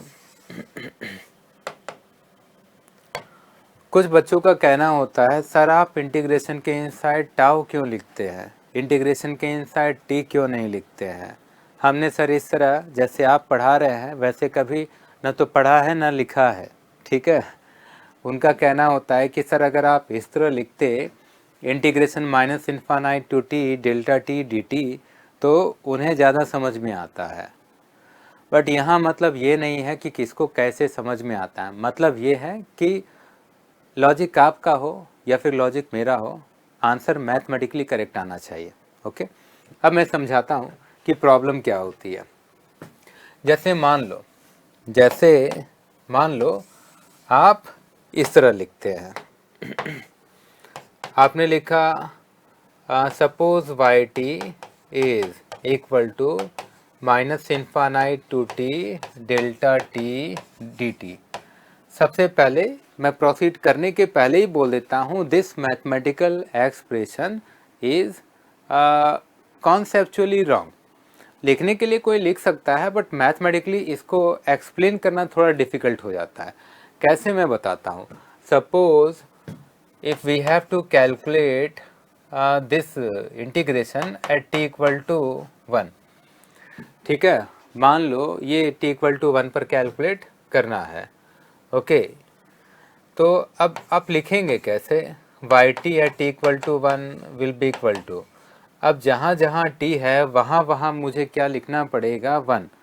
तो मैं लिखूँगा माइनस इन्फानाइट से कहाँ तक, 1 तक, डेल्टा 1 d1। अब अगर आप देखो तो ये मैथमेटिकली थोड़ा अब्सर्ड लग रहा है, पता नहीं चल रहा है कि ये मैथमेटिकली क्या एक्सप्लेन करना चाह रहा है। So this y of 1 signal value is not defined properly here, because this function जो मैंने यहाँ पर लिखा है, this function is not properly complete, okay. यहाँ समझ में नहीं आ रहा है कि यहाँ d1 क्या होता है। हम लोग तो dt पढ़ते हैं, चलो डीटा पढ़ते हैं, ये d1 क्या है। यहाँ ये मैथमेटिकली क्लियर नहीं हो रहा है कि ये कैसे रिलेटेड है इम्पल्स के वैल्यू से। अच्छा, इसी में अगर मैं ऐसे लिखता हूँ जो मैंने यहाँ भी लिखा है, y t integration minus infinite to t, और इंटीग्रेशन के इनसाइड वेरिएबल यूज़ कर लेता हूँ टाउ, इंटीग्रेशन के इनसाइड एक नया वेरिएबल यूज़ कर लेता हूँ टाउ। अब थोड़ा मैथमेटिकल कैलकुलेशन देखो तो लॉजिकल लगेगा। जैसे t इक्वल टू 1 पुट करो तो आप लिखते y ऑफ 1, फिर आप लिखते माइनस इन्फानाइट टू 1, फिर आप लिखते delta tau D tau, okay. Now this expression is logically correct because y of 1 is representing area of impulse in the range minus infinite to 1। हमें पता चल रहा है डेल्टा टाउ का एरिया लिखो माइनस इन्फानाइट से 1 वाले रेंज में। अब माइनस इन्फानाइट से 1 वाले रेंज में इम्पल्स इंक्लूड हो जा रहा है तो एरिया कितना आएगा, 1। तो यहाँ मैथमेटिकल कैलकुलेशन लॉजिकल है, तो यहाँ रिजल्ट आ गया। बट यहाँ रिजल्ट नहीं आया क्योंकि ये लॉजिकली करेक्ट नहीं है, ओके। तो हमने यहाँ से क्या सीखा, this expression is mathematically improper और logically not correct, but this expression is mathematically correct, and with this correct mathematical expression it will be very easy to do mathematical calculation। Point clear है। तो जब भी आप integration में upper limit या फिर lower limit में variable t लिखते हैं तो इंटीग्रेशन के इनसाइड कोई डमी वेरिएबल यूज़ करो, जैसे टाउ यूज़ कर लो, k यूज़ कर लो, चलेगा। जैसे इस तरह भी लिख सकते हो minus infinite to t delta k dk। In that case dummy variable inside integration will be k, ठीक है। लॉजिक समझ में आया। तो मैंने डिटेल में बताया कि ये हमें पता चल रहा है कि यहाँ डेल्टा टाउ का एरिया लिखना है माइनस इन्फानाइट से 1 पर, डेल्टा टाउ इम्पल्स है किधर लोकेट होता है, ओरिजिन पर। पता चल रहा है कि माइनस इन्फानाइट से 1 वाले रेंज पर एरिया लिखो और वो एरिया कितना होगा, 1। तो y d t equal to 1 पर कैलकुलेट करना है तो इम्पल्स का एरिया लिखो माइनस इन्फानाइट से 1 वाले रेंज में। ये हमें मैथमेटिकली समझ में आ गया, बट यहाँ पर एक्सप्लेनेशन क्लियर नहीं था क्योंकि यहाँ पर ये d1 वाला टर्म कोई ये लॉजिकली डिफाइंड नहीं है, इसलिए this expression is wrong, this expression is correct. अब यहाँ पर आ जाते हैं, हमें वैल्यू लिखना है इस इंटीग्रेशन का 3 कंडीशंस के लिए, t less than 0, t greater than 0 and t equal to 0। पहला काम, इंटीग्रेशन के इनसाइड वेरिएबल क्या है, tau. So let us draw delta tau with respect to tau. So what we have to do, we have to draw a waveform of delta tau with respect to variable tau। तो जैसे ही D tau दिखा आपको क्या करना है, delta tau को tau के against draw करना है। अब डेल्टा टाउ को टाउ के अगेंस्ट ड्रॉ करना है मतलब क्या ड्रॉ करना है, इम्पल्स ड्रॉ करना है। जैसे आप इम्पल्स ड्रॉ करते हैं बिल्कुल वैसे ही ड्रॉ कर लेंगे। तो जैसे आप इम्पल्स ड्रॉ करते हैं बिल्कुल वैसे ही आप ड्रॉ कर लीजिए, ठीक है, ओके। अब इसके बाद इंटीग्रेशन, ध्यान से देखो, ये जो स्टैंडर्ड फॉर्म है इंटीग्रेशन का, integration minus infinite to t, यहाँ पर लोअर लिमिट फिक्स्ड है, lower limit is fixed at tau equal to minus infinite. So integration will start from tau equal to minus infinite. This marker is representing tau equal to minus infinite. Okay? और ये जो मेरा left hand है ये represent कर रहा है position of t. Okay, T negative हो सकता है, टी पॉजिटिव हो सकता है, अपर लिमिट टी 0 हो सकता है. So my left hand is representing upper limit t. Okay, t positive हो सकता है, टी 0 हो सकता है, टी नेगेटिव हो सकता है. और ये जो राइट हैंड है ये रिप्रेजेंट कर रहा है lower limit. Lower limit fixed है किधर? माइनस इन्फानाइट पर. वैरी किसको करना है? अपर लिमिट को वैरी करना है. फिक्स्ड कौन है? Lower limit. लोअर लिमिट कहाँ पर फिक्स्ड है? माइनस इन्फानाइट पर. मैं अभी वैरी किसको कर रहा हूँ? अपर लिमिट टी को वैरी कर रहा हूँ.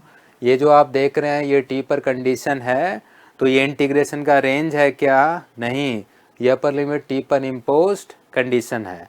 कुछ बच्चे अपने हिसाब से इंटीग्रेशन करना चालू कर देते हैं. देखो, इंटीग्रेशन पहले आपने टाइम के रेस्पेक्ट में 11-12 में नहीं पढ़ा है. हम लोग इंजीनियरिंग में इंटीग्रेशन टाइम के रेस्पेक्ट में पढ़ते हैं. तो जो 11-12 में आपने इंटीग्रेशन पढ़ा है वो आसान होता है, इजी होता है, और वो जिसमें lower limit upper limit constant होता है वैसा वाला इंटीग्रेशन आपने पहले किया है. ओके, अभी जो हम लोग इंटीग्रेशन पढ़ रहे हैं ये टाइम के रेस्पेक्ट में इंटीग्रेशन है. ये हम लोग बीटेक में पढ़ते हैं, बट बीटेक में कोई पढ़ाता लिखाता नहीं है तो हमें ढंग से समझ में नहीं आता है. ठीक है, अब यहाँ ढंग से समझते हैं. ये जो आप देख रहे हो, कुछ बच्चों को ऐसा लगता है कि टी लेसन 0 है तो फंक्शन को माइनस इन्फानाइट से 0 रेंज पर इंटीग्रेट कर दो. ऐसा नहीं है मेरे बच्चे, ये अपर लिमिट टी पर इम्पोज्ड कंडीशन है. कुछ ऐसे ध्यान से देखना. First condition minus infinite to t when upper limit t is less than 0. Okay, when upper limit t is less than 0. ये जो वाइट कलर का बैरियर देख रहे हो ये बैरियर किधर है? टा इक्वल टू 0 पर. ये अपर लिमिट क्या है? T less than 0. Lower limit कहाँ फिक्स्ड है? माइनस इन्फानाइट पर. तो माइनस इन्फानाइट से अपर लिमिट टी तक जब टी कैसा है? निगेटिव. तो ये जो अपर लिमिट टी है वाई एक्सिस के किधर होगा? LHS में. यही ड्रॉ करता ना. इसके बाद वापस से इंटीग्रेशन माइनस इन्फानाइट से कहाँ तक? टी तक. इस बार अपर लिमिट टी कैसा है? पॉजिटिव. इस बार अपर लिमिट टी कैसा है? पॉजिटिव. ठीक है, इंटीग्रेशन ऑलवेज कहाँ से स्टार्ट होगा? माइनस इन्फानाइट से, क्योंकि लोअर लिमिट कहाँ पर फिक्स है? माइनस इन्फानाइट पर. पॉइंट क्लियर है? तो माइनस इन्फानाइट से टी तक टी कैसा है? पॉजिटिव. तो अपर लिमिट टी क्योंकि पॉजिटिव है तो वाई एक्सिस के किधर लाई करेगा? RHS में. Point clear? Third case minus infinite से टी तक, and this upper limit t will lie exactly at the barrier t equal to 0. यहाँ तक क्लियर है? ठीक है, अब आगे बढ़ते हैं. अब थोड़ा देखते हैं. Minus infinite to t when upper limit t is negative. अच्छा, आप इस वाले टाइम रेंज में देखो. इस वाले टाइम रेंज में इम्पल्स इंक्लूड हुआ क्या? नहीं. तो इंटीग्रेशन के रेंज में इम्पल्स इंक्लूड नहीं हुआ तो इंटीग्रेशन का रिजल्ट कितना? 0. ठीक है, तो ये जो इंटीग्रेशन है इसका रिजल्ट टी लेस देन 0 के लिए 0 आया. क्यों? क्योंकि ये वाला टाइम रेंज है वेव फॉर्म में. इस रेंज में क्या इंक्लूड नहीं हुआ? इम्पल्स इंक्लूड नहीं हुआ. तो इंटीग्रेशन का रिजल्ट कितना? 0. Okay, for T greater than 0 integration of result हमें लिखना है. तो टी ग्रेटर देन 0 का मतलब ये जो बड़ा रेंज है इंटीग्रेशन का, इस रेंज में देखो, इस रेंज में ओरिजिन का इम्पल्स इंक्लूड हो रहा है. और अगर इंटीग्रेशन के रेंज में इम्पल्स इंक्लूड हो गया तो इंटीग्रेशन का रिजल्ट कितना? 1. तो t ग्रेटर देन 0 के लिए इंटीग्रेशन का रिजल्ट कितना? 1. अब हमें वैल्यू किधर लिखना है? t इक्वल टू 0 पर. हमने दो वैल्यूज तो लिख दिए ना. t लेस देन 0 के लिए 0 आया, t ग्रेटर देन 0 के लिए कितना आया? 1. ठीक है, अब हमें वैल्यू किधर लिखना है? t इक्वल टू 0 पर. ओके, कॉमन सेंस तो सबके पास है ना? क्यों पूछ रहा हूँ मैं? क्योंकि अगर एफर्ट कम करना है ना तो कॉमन सेंस यूज़ करना पड़ता है, स्पेशली मैथमेटिक्स में, और सिग्नल में तो हद से ज़्यादा यूज़ करना पड़ता है. क्यों बोल रहा हूँ? अब आपने थोड़ा सोचना स्टार्ट किया कि signal y t is zero in the LHS। मैं मैथमेटिकल वैल्यूज को बोल के बता रहा हूँ। Y t is zero in the LHS and the same function y t is 1 in the RHS। तो वाई टी LHS में कितना है 0, वाई टी RHS में कितना है 1। It means definitely guaranteed y t will be discontinuous at origin. यही बोलूंगा ना कि वाई टी LHS में कितना है 0, वाई टी RHS में कितना है 1, तो ओरिजिन पर कैसा है वाई टी, डिसकंटिन्यूअस है। और पॉइंट ऑफ डिसकंटिन्यूटी पर सिग्नल वैल्यू लिखना है तो कैसे लिखेंगे, डिसकंटिन्यूटी के जस्ट बाद, डिसकंटिन्यूटी के जस्ट पहले जो दो वैल्यूज हैं दोनों का क्या लिखेंगे, एवरेज। तो 0 और 1 का एवरेज कितना, 1/2। तो ओरिजिन पर वैल्यू क्या लिखूंगा, 1/2। 1/2 का मतलब कितना, 0.5। अब एक ऐसा फंक्शन अपने सामने आया जो t 0 के लिए 0 है, t 0 के लिए 1 है, t=0 पर 0.5 है। तो अब मैं इस फंक्शन को मैथमेटिकली क्या लिख सकता हूँ, ut। तो इम्पल्स का टाइम इंटीग्रेशन ut होता है, ये मैंने डिटेल में बताया, इंटीग्रेट कर कर के बताया। और जो रॉन्ग इंटीग्रेशन है वो पहले शो किया, ये भी बताया कि ये रॉन्ग क्यों है। करेक्ट वे ऑफ इंटीग्रेशन क्या है वो बताया। फिर करेक्ट वे ऑफ इंटीग्रेशन लिखने के बाद इसमें ये जो आपको दिख रहा है ये इंटीग्रेशन का रेंज नहीं है, ये अपर लिमिट टी पर इम्पोज कंडीशन है, क्योंकि लोअर लिमिट ऑलवेज कहाँ पर फिक्स्ड है, -∞ पर। तो हमें इंटीग्रेशन कितने कंडीशंस के लिए कैलकुलेट करना था, 3 कंडीशंस के लिए कैलकुलेट करना था। तो यहाँ कितनी बार रेंजेस हमें ड्रॉ करने थे, 3 रेंजेस ड्रॉ करने थे। लोअर लिमिट फिक्स है -∞ पर, हमने वैरी किसको किया है, अपर लिमिट टी को वैरी किया है। जब अपर लिमिट टी <0 है तो इंटीग्रेशन के रेंज में इम्पल्स नहीं, इसलिए इंटीग्रेशन का result 0। When upper limit t is greater than 0, so this range will include impulse, so integration of impulse will be how much, 1, okay, और area of impulse will be how much, 1। और ये वाला जो range है इसमें t=0 पर upper limit है, तो कैलकुलेशन के लिए हमने अलग तरह से दिमाग लगाया कि हमने ये दो वैल्यूज चेक किए। तो वाई टी LHS में 0 है, वही वाई टी RHS में 1 है। तो t=0 पर वाई टी कैसा है, डिसकंटिन्यूअस है। डिसकंटिन्यूटी पर सिग्नल वैल्यू लिखना है तो 0 और 1 का क्या लिखता, एवरेज। तो ओरिजिन पर कितना आता, 0.5, तो फंक्शन क्या मिला, ut।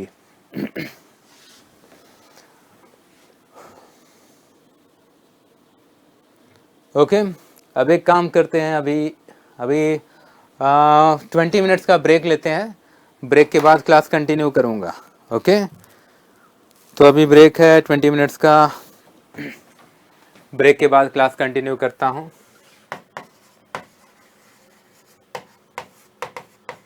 20 मिनट्स क्या, 15 मिनट्स का ही ब्रेक ले लो, 15 मिनट्स बाद क्लास कंटिन्यू करूँगा।